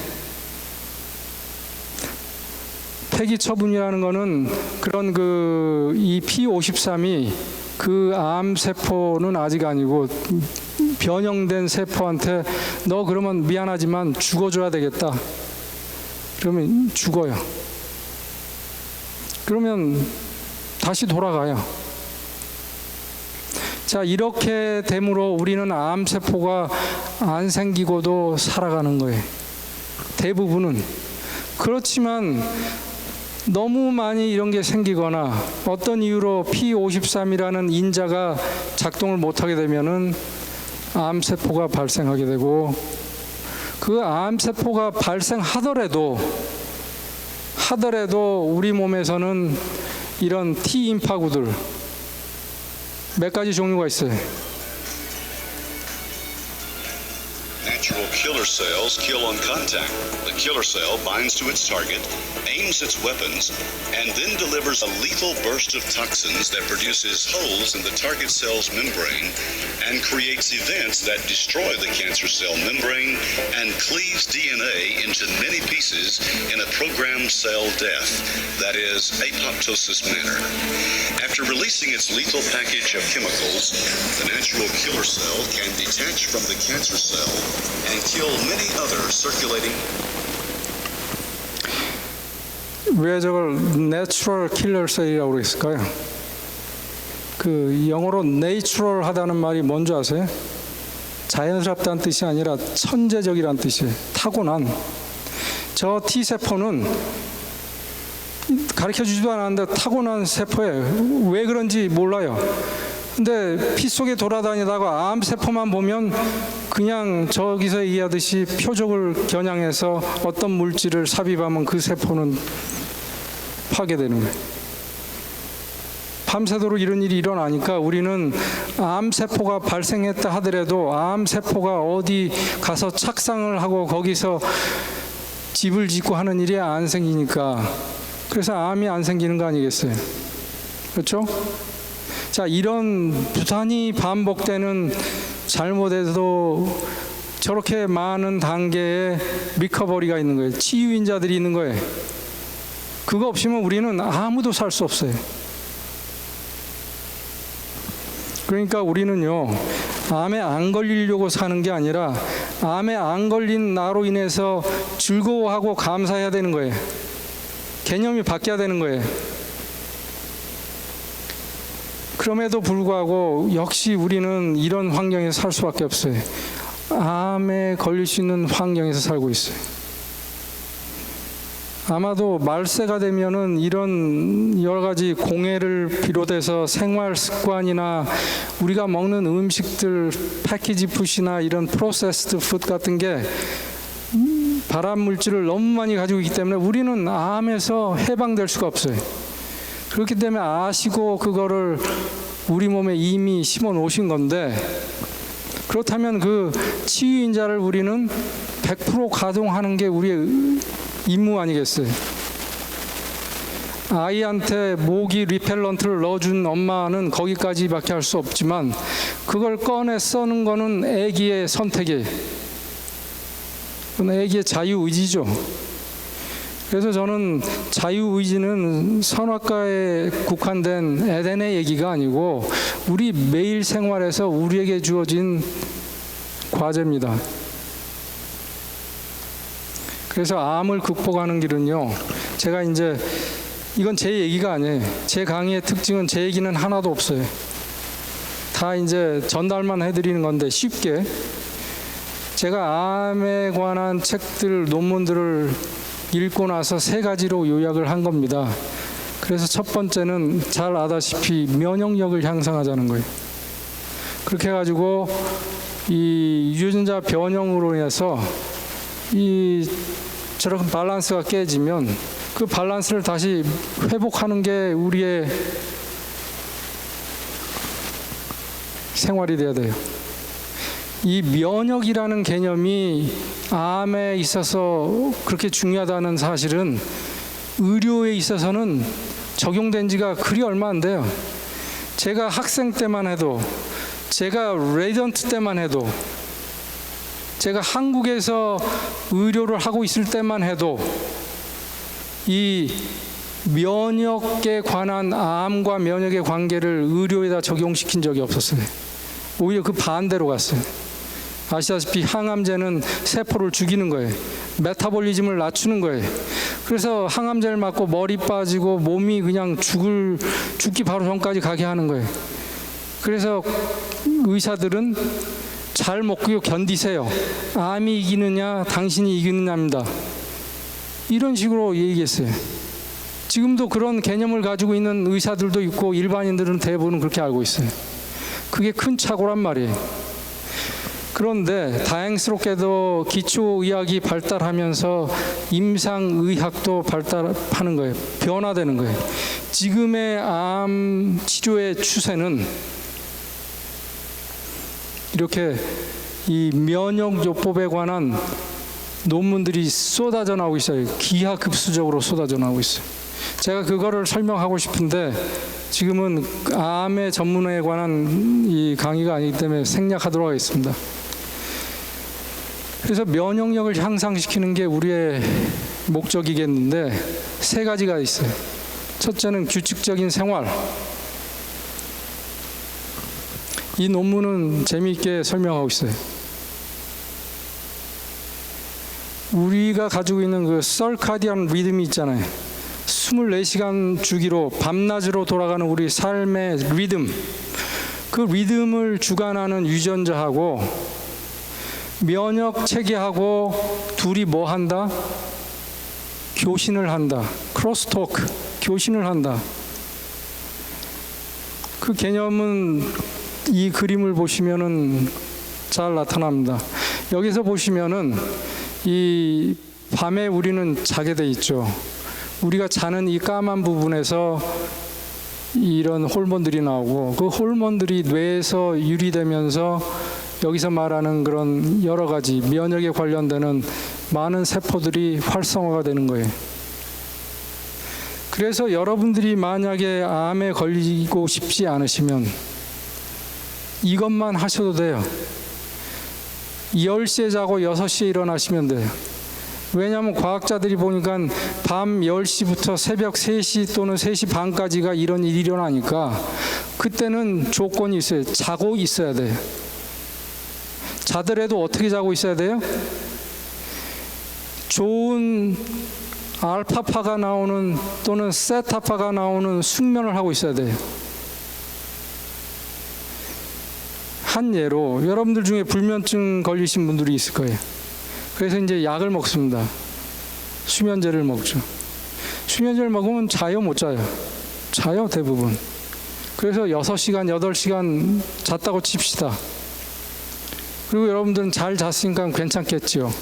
아닙니다. 최근에 1, 2년 사이에 발표된 논문들을 보면 수면제로 잠을 유지한 사람들은 암이 훨씬 더 발생하고 치매율이 높은 거예요. 그거는 그 약의 성분 때문이 아니에요. 우리가 말하는 이런 그 서카디안 리듬에서 나오는 숙면이 아니기 때문에, 그런 뇌파가 아니기 때문에 저런 일이 안 일어나니까, 덜 일어나니까 암에 걸리는 거예요. 거기에 화학물질이 발암물질이란 뜻이 아니에요. 두 번째는 햇볕이에요. 햇볕.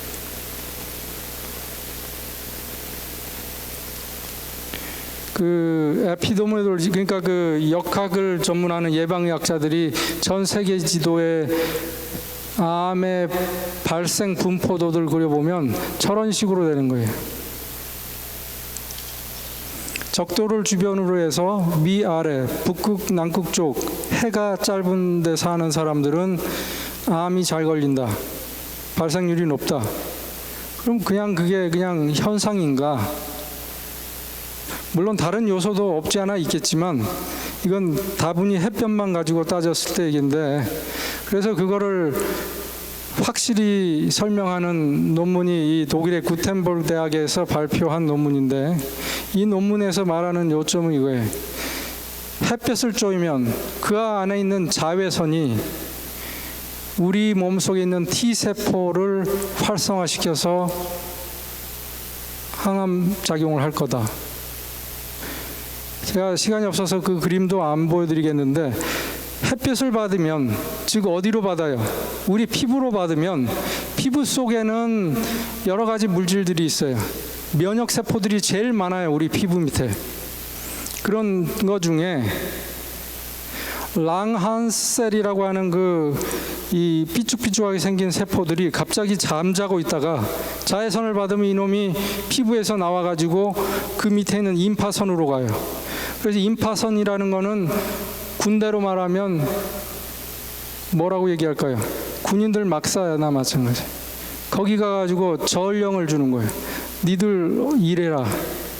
그러면 갑자기 거기에 있던 군인들이 총을 들고 막 나오는 거예요. 어디에 예를 들면 간첩이 나타났다, 공비가 나타났다.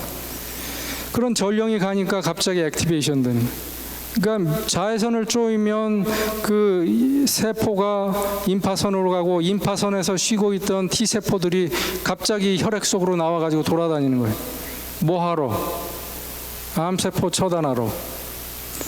그렇기 때문에 햇볕을 안 보고 나는 암에서 자유롭다라고 생각하는 거는 힘들어요.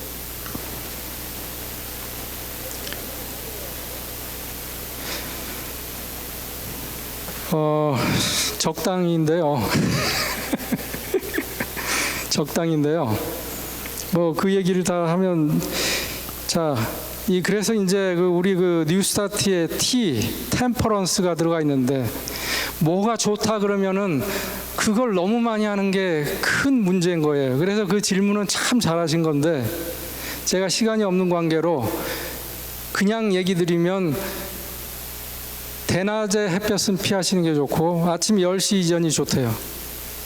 왜냐면 이게 각도가 완만하게 오기 때문에 선에 의한 데미지가 적다는 거예요. 자, 데미지는 왜 오느냐? 안 하던 사람들이 갑자기 노출하니까 멜라닌 색소가 없어가지고 자외선이 직접 투과되니까 그래요. 그러면 두 번째 더 중요한 건 평상시에 우리가 햇볕에 자연스럽게 노출이 돼야 돼요. 그러면 멜라닌 색소가 자연히 생기고, 그러면 다소 과도하더라도 괜찮아요. 저 같은 경우는 지난 10년 동안 선텐 크림을 전혀 안 발라요. 그리고 일부러 환자 보다가 누가 노쇼, 펑크를 내면요, 그 시간은 저는 기필코 밖에 나가요. 해 있는 날은 길거리에 우두커니 서서 있어요. 한 10분 서 있다 들어와요. 저는 낮에 안에서만 일하니까 어쩔 수 없어요. 일부러 그렇게 하지 않으면 안 돼요. 적극적으로 하지 않으면. 그래가지고 평상시에 하니까 산에 올라갈 때도 안 하고 설령 골프를 치더라도 안 바르니까 대신 물 많이 마시고, 이게 바로 제 색깔이에요. 이거를 숨기고 빛바랜 허여부름한 색깔도 있어요. 저 그 색은 제가 아니에요. 어쨌든 넘어가겠습니다. 세 번째는 이제 운동이겠는데, 이 논문에서 영국 그 스포츠 메디슨에서 작년도에 발표한 논문을 보면 운동이 어떻게 해서 암을 예방할 수 있는가, 몇 가지 요인들을 다 이제 그 다른 논문들을 다 컬렉션 해가지고, 그러니까 메타 애널리시스 컬렉티브 리뷰를 한 거예요. 그래서 그 논문들을 이렇게 어깨번호를 다 붙여가지고 인용을 하고 있어요. 그러니까 근거 있는 논문들을 찾아서, 자, 운동을 하면 DNA 리페어가 증가된다. 에이포프토시스가 증가되고 DNA의 변질이 오면 셀 사이클이 갑자기 슬로우 다운되고, 그 얘기는 뭐예요? 여기 P53이 많아지더라.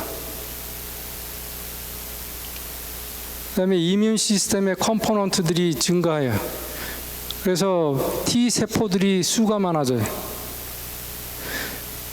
그 다음에 또 하나는 암 세포 뮤테이션을 일으키는 옥시던트들을 방지해 주더라. 이건 직접적인 영향이고, 간접적으로 뭐 어쩌면 밖에서 운동할 때 햇볕을 받게 되니까 바이타민 D가 항암 작용도 하고 뭐 쭉 몇 가지를 거론하고 있어요. 그래서 유산소 운동, 여기서 말하는 운동은 유산소 운동이고 밖에서 하는 운동을 얘기하는데, 이렇게 하면 면역에 관여하는 물질이 이렇게 많이 생긴다. 검은 바들이 이렇게 올라가죠. 그 다음에 그거는 남녀노소 할 거 없이 노인들도 이런 식으로 12주 운동요법을 한 다음에 이 임파구의 변화를 재보면 T임파구 수들이 이렇게 증가돼 있어요. 그래서 운동은 우리가 해야 됩니다. 근데 문제는 또 운동을 얘기하면은, 그래, 나 암에 안 걸려야 되니까 운동해야 되겠다, 이렇게 생각하시면 안 돼요.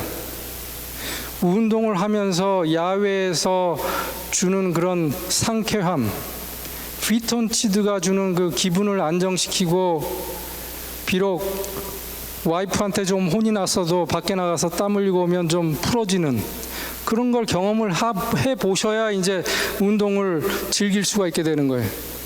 그런 레벨이 되면은 삶이 즐거운 거예요.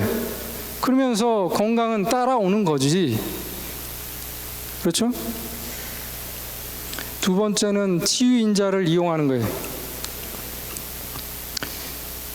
그 에픽 스타디라고 하는 거 있습니다. 에픽 스타디. 이거는 그냥 참고로 약자로 에픽이라고 하는 건데, 그 유로피안 컨트리들이요, 유럽 10개국이 모여가지고 우리가 이 인류 역사상 가장 큰 프로젝트를 하나 해보자. 뭐냐면 음식과 암의 상관관계를 밝혀보자.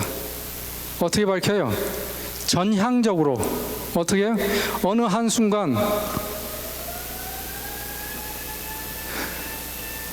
10개국에서 논의를 해가지고 정부의 지원을 받아서, WHO에서도 지원을 받아서 23개의 센터를 만들고, 그 지역에 사는 총 52만 명의 성인들을 모았어요.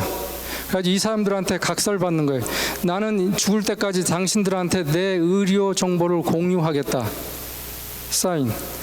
그러면 이제 그 사람이 병원에 가서 하는 모든 검사와 진단명과 수술명이 다 이 연구자들한테 다 자동으로 가게 해놨어요. 근데 그걸 컴퓨터에 놓고 데이터를 돌리는 거예요. 그리고는 가가호호 조사를 해가지고 음식 먹는 행태를 다 적어요. 아침 시리얼을 몇 그램을 먹고 우유를 몇 cc를 넣고 과일을 몇 개를 먹고 그걸 매번 해가지고 평균을 내놨어요. 이 사람들의 먹는 행태를 조사를 해놨어요. 그거 하는데 6년이 더 걸렸어요. 그리고 1999년 이후로 그 결과물들이 쏟아지기 시작해요. ongoing. 그래서 지금까지 그 결과물이 발표하는 논문이 1,300개가 돼가고 있어요. 세계적인 논문들이. 그 논문들을 제가 찾아서 보면서 다시 한번 그 창세기 1장 29절을 생각하고 흐뭇해할 수밖에 없는 거예요. 여기에서 보면은 과일을 먹는, 야채 먹는 양과 컨섬션 inversely 반비례해서 뭐 반비례? all cause mortality. 그러니까 뭐 여기서 말하는 all cause는 만성 질환, 심장마비, 중풍, 당뇨, 그다음에 암, 이런 5대 원인으로 죽는 걸 다 포함해서 그게 반비례로 줄어들더라 이거예요. 많이 먹으면 먹을수록 그렇게 죽을 확률은 낮아지는 거예요. 그걸 지금 2000년부터 시작했다 하더라도 18년간 계속 조사해 보니까 18년 동안 어떻게 먹는 사람은 어떻게 암으로 죽어가고 있고, 어떻게 먹는 사람은 아직도 건강하고, 어떤 사람은 당뇨에 걸리고 있고 안 걸리고 있고, 고혈압이 생겼고 안 생겼고, 이걸 다 조사하고 있는 거예요 지금. 반면에 똑같은 논문, 그 연구에서 나오는 에픽 스터디인데, 우리가 그 데이리 프로덕트, 그러니까 특히 여기서 말하는 밀크하고 치즈를 얘기하고 있어요. 특별히 밀크와 치즈를 먹으면 헤파토셀룰라 카르시노마지, 그러니까 간암이 증가하더라. 이거는 이 근거 있다고 그랬죠. 제가 말했죠. 이게 프로스펙티브하게, 전향적으로 무작위하게 지금 모든 사람을 조사하고 있으니까. 그런데 더 재미있는 건 거기에 포함되는 어떤 뭐 칼슘이나 바이타민 D나 거기에 포함된 팻이나 프로테인이 이런 거를 일으키고 있는 것 같지가 않더라. 왜냐하면 그런 걸 같은 종류들을 다른 소스에서 다른 음식으로 처리한 그 먹는 사람들은 전혀 그런 게 올라가지가 않으니까. 그래서 다시 한번 시작.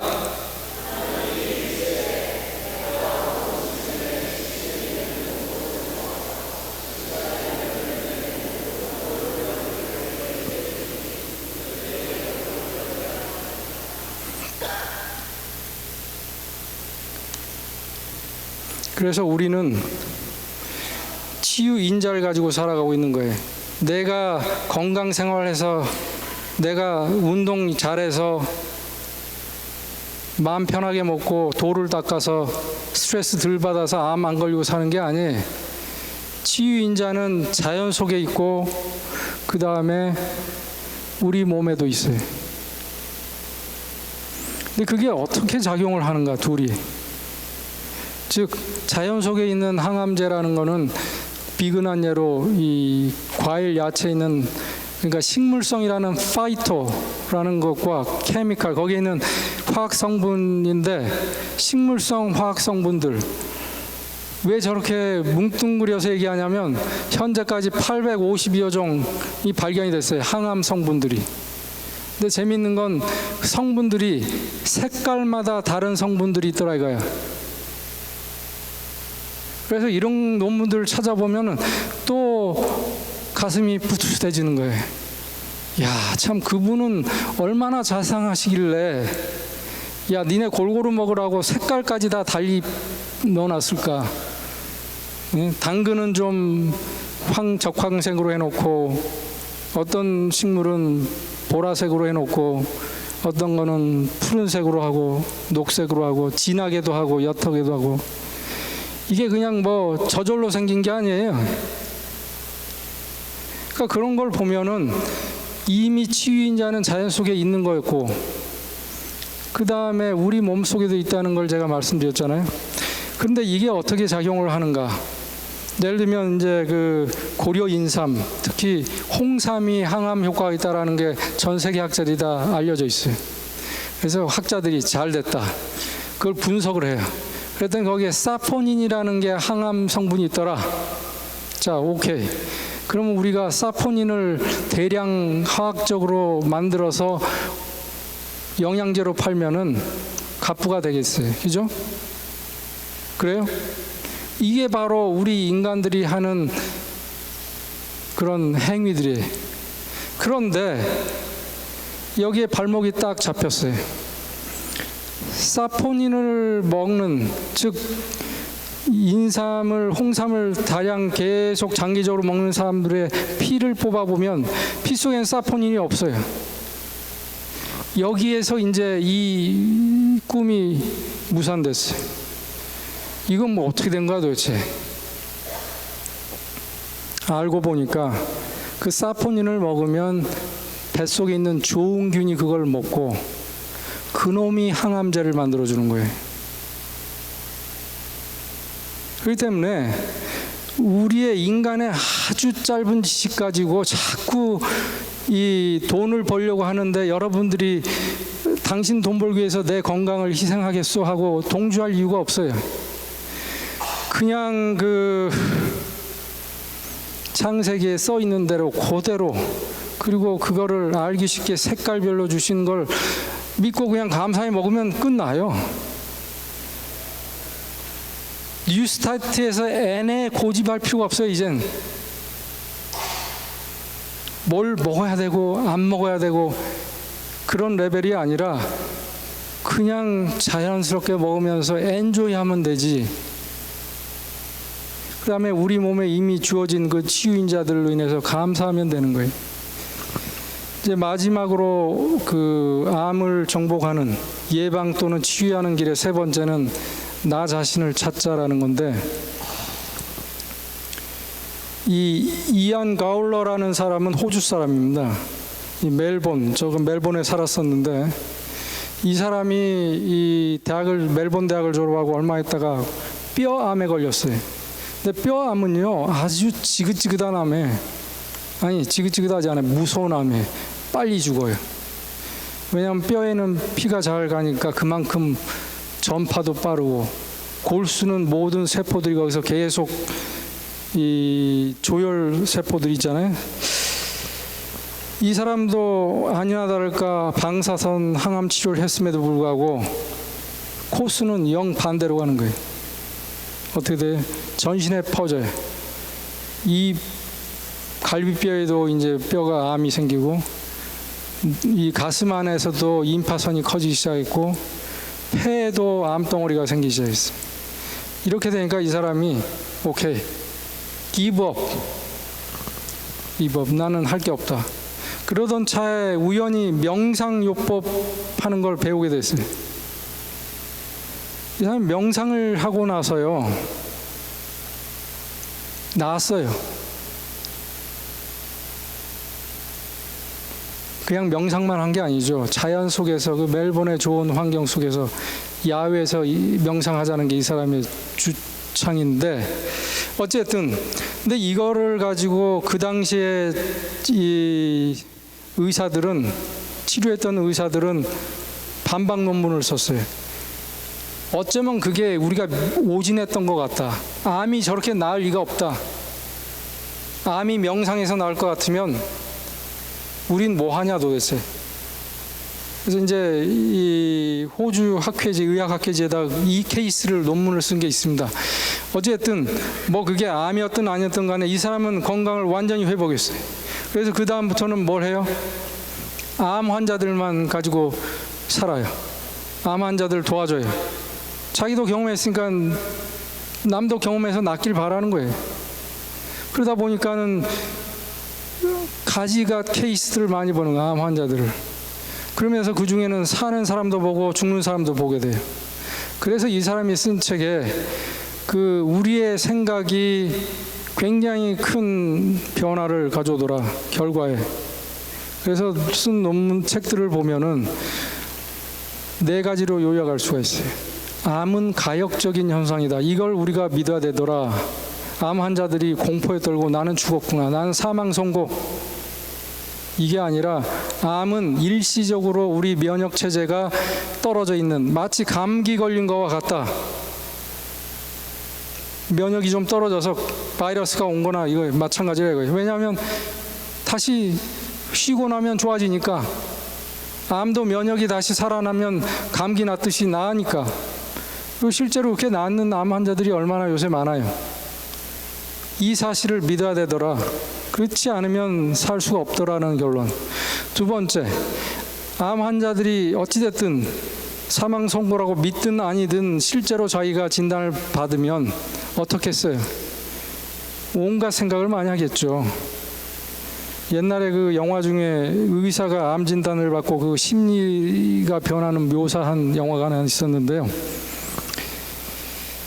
자, 나는 누군가? 인생은 어디서 와서 어디로 가는 건가? 이런 철학적인 생각을 하게 돼요.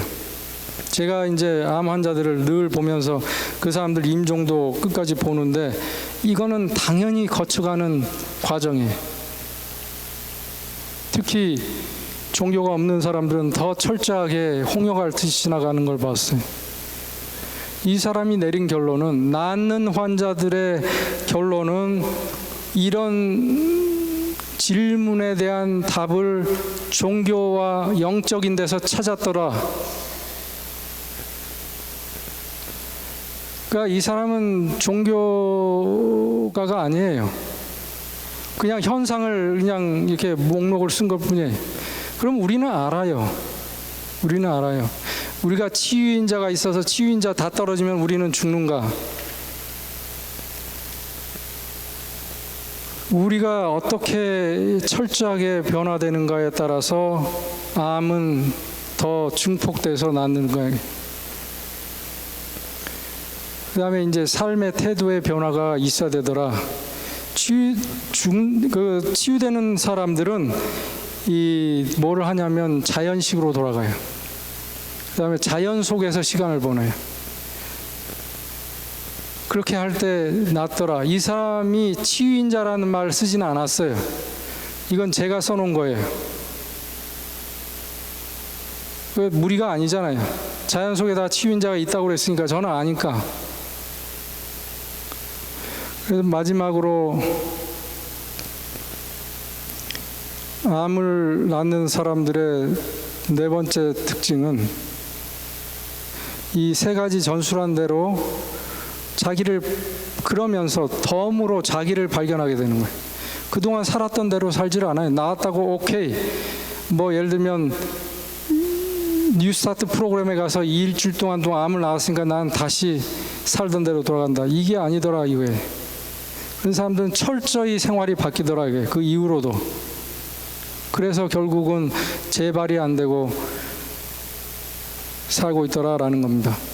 그래서 이거는 이제 그 서양인이 쓴 책이고, 우리나라도 암을 낳는 사람들이 또는 목욕한 사람들이 쓴 책들이 많더라고요. 그래서 제가 이거를 요새는 인터넷으로도 좀 읽어볼 수 있습니다. 다 사지 않더라도. 그래서 제가 리뷰한 이 7권의 책들을 보고 썸머리를 했어요. 여러분들 저 책 사실 필요 없어요. 암을 이긴 사람들의 공통점, 구체적으로 이건 좀 더 구체적이에요. 현미밥을 다 먹어요. 특히 콩을 많이 먹어요. 채소를 먹고 자연식을 하고 소식을 해요. 그게 먹는 거에 관한 공통점이죠. 7권의 책. 2번째는 운동을 해요. 어떤 모양으로든 밖에 나가는 거예요. 여기서 말하는 운동은 밖에 나가서 산책하는 것부터 시작해요. 3번째는 정신적인 변화예요. 모든 스트레스를 멀리하는 것뿐만 아니라 마음가짐을 바꾸는 거예요. 여기서 제가 사랑이라고 표현한 거는 용서예요, 용서. 이제 그 암에 걸린 사람들이 부부간에 나빴던 관계도 있고 자식을 원수처럼 생각했던 사람들도 있어요. 이 사람들이 죽음을 임박해서 나는 누구인가, 나는 어디로 가는가 이런 생각을 하면서 그래, 이 관계를 해결하자. 그래서 연락을 해서 기필코 그 문제를 자기 쪽에서 낮춰서 해결을 하는 거예요. 그렇게 했을 때 자기가 덕이 되는 거예요. 그리고 명상을 하고 마지막으로 자연 속에서 그야말로 이 치유인자를 만끽하는 거죠. 그렇게 했을 때 암을 낫더라. 그래서 오늘 제 그 소재는 건강의 회복, 즉 신체 건강의 회복인데 거기를 위해서는 건강이란 게 무엇인가? 건강은 건강한 삶을 사는 게 건강이지 건강을 위해서 우리가 살아가야 되는 게 아니다. 즉 우리가 알게 모르게 젖어 있는 그런 습관이 우리를 형성짓는 거니까 그 습관이라는 거는 치유인자를 얼마만큼 우리가 알고 이해하느냐에 따라서 그 습관이 달라지게 돼 있어요. 그래서 그 치유인자, 우리 몸에도 있고 우리 밖에도 있는 치유인자 이미 창조주가 넣어놓은 거고요. 그걸 우리가 창세기 1장 29절도 읽고 하면서도 그거를 그냥 뭐 건성으로 읽고 간다면 안 되고 한번 제가 저거를 20번을 그날 밤에 읽어봤어요. 또 읽고 또 읽고 또 읽고 또 읽고. 성경은 현미밥 같아가지고 읽고 읽어야지 외운 성경절도요.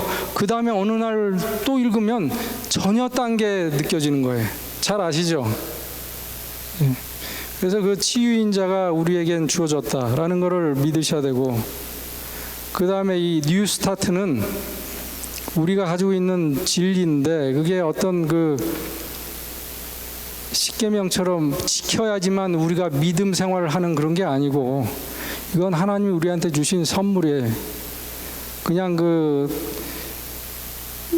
뭡니까 캠핑 가는 아들한테 넣어준 엄마의 생각하는 마음이, 그러니까 그거를 우리가 즐겁게 이용하면 되는 것 뿐이에요. 그래서 그 뉴스타트를 적절히 이용하는 거는 이 중요한 겁니다. 그걸 어거지로 해서는 안 돼요.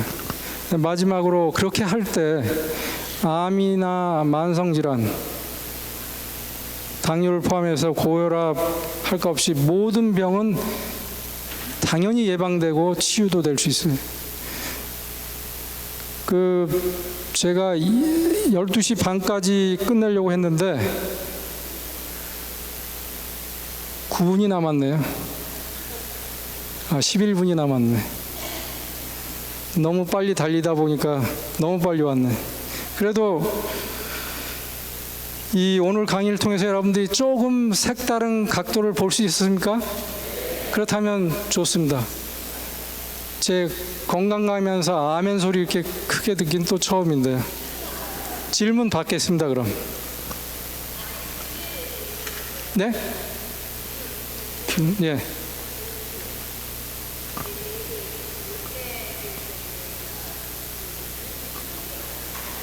네.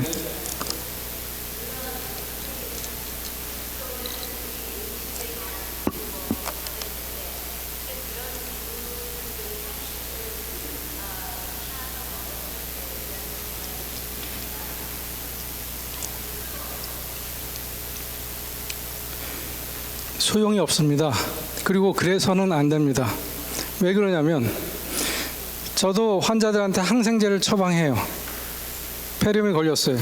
그러면 당연히 설사할 겁니다. 왜냐하면 그 항생제가 좋은 균들 죽일 거니까.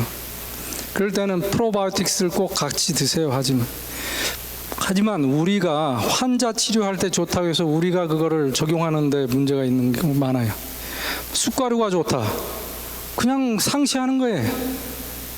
예를 들면 그런 거 뭐가 좋다더라 또 그걸 계속 먹어요. 그런 게 아니에요. 우린 자연 속에 치유인자는 있는 거고 단 그런 프로바이오틱스가 자연적으로 먹으면 그걸 먹고 번식을 하는데 예를 들면 100쪽의 박테리아가 한 번만 새끼를 낳아도 200조개가 되는데, 예를 들면 캡슐에 아무리 이 사람들이 뭐 비싼 걸수록 개수가 많이 넣는데 그게 위산을 통과하면서 대부분 죽고 그게 들어가서 씨를 뿌리겠어요 도대체? 절대 안 돼요. 있는 균들이 얼마나 배타적인 줄 아세요? 착상이 안 돼요. 두 번째, 그 균을 어떻게 만들었어요? 대부분이 우유를 베이스로 만들어요. 유산균. 같은 락토바실러스 또는 비피도바실러스라 하더라도 여러분이 야채를 먹고 뱃속에서 생긴 거하고 소한테 있는 균하고는 다른 거예요. 거기에 같은 균이라고 이름을 붙여놓은 거지 그게 어떻게 같은 균이에요? 여러분하고 소는 절대 달라요. 그렇기 때문에 그런 혼동을 해서도 안 됩니다. 그래서 상용하는 거는 절대 반대고, 또 하나의 더 중요한 이유는 거기에 우리의 건강을 찾으려고 하는 자체가 큰 문제라는 거예요. 그래서 그런 생각은 다 합니다. 그렇기 때문에 이 생각을 제가 아예 쏭두리째 없애시라고 강력하게 말씀드리는 거예요. 또 다른 질문 있으신가요? 박사님. 시간이 갔죠? 마이크 뺏겼습니다. 아니, 지금 30분까지 하시는 걸로 아시기 때문에 이해하고 양해가 됩니다. 12시까지 끝나는 것이기 때문에. 예. 한 가지로 오늘 감동받은 것은 나올 수 있다는 것입니다. 감사합니다. 예. 시간을 앞으로 조정하도록 하겠습니다. 기도하시고 끝나시고.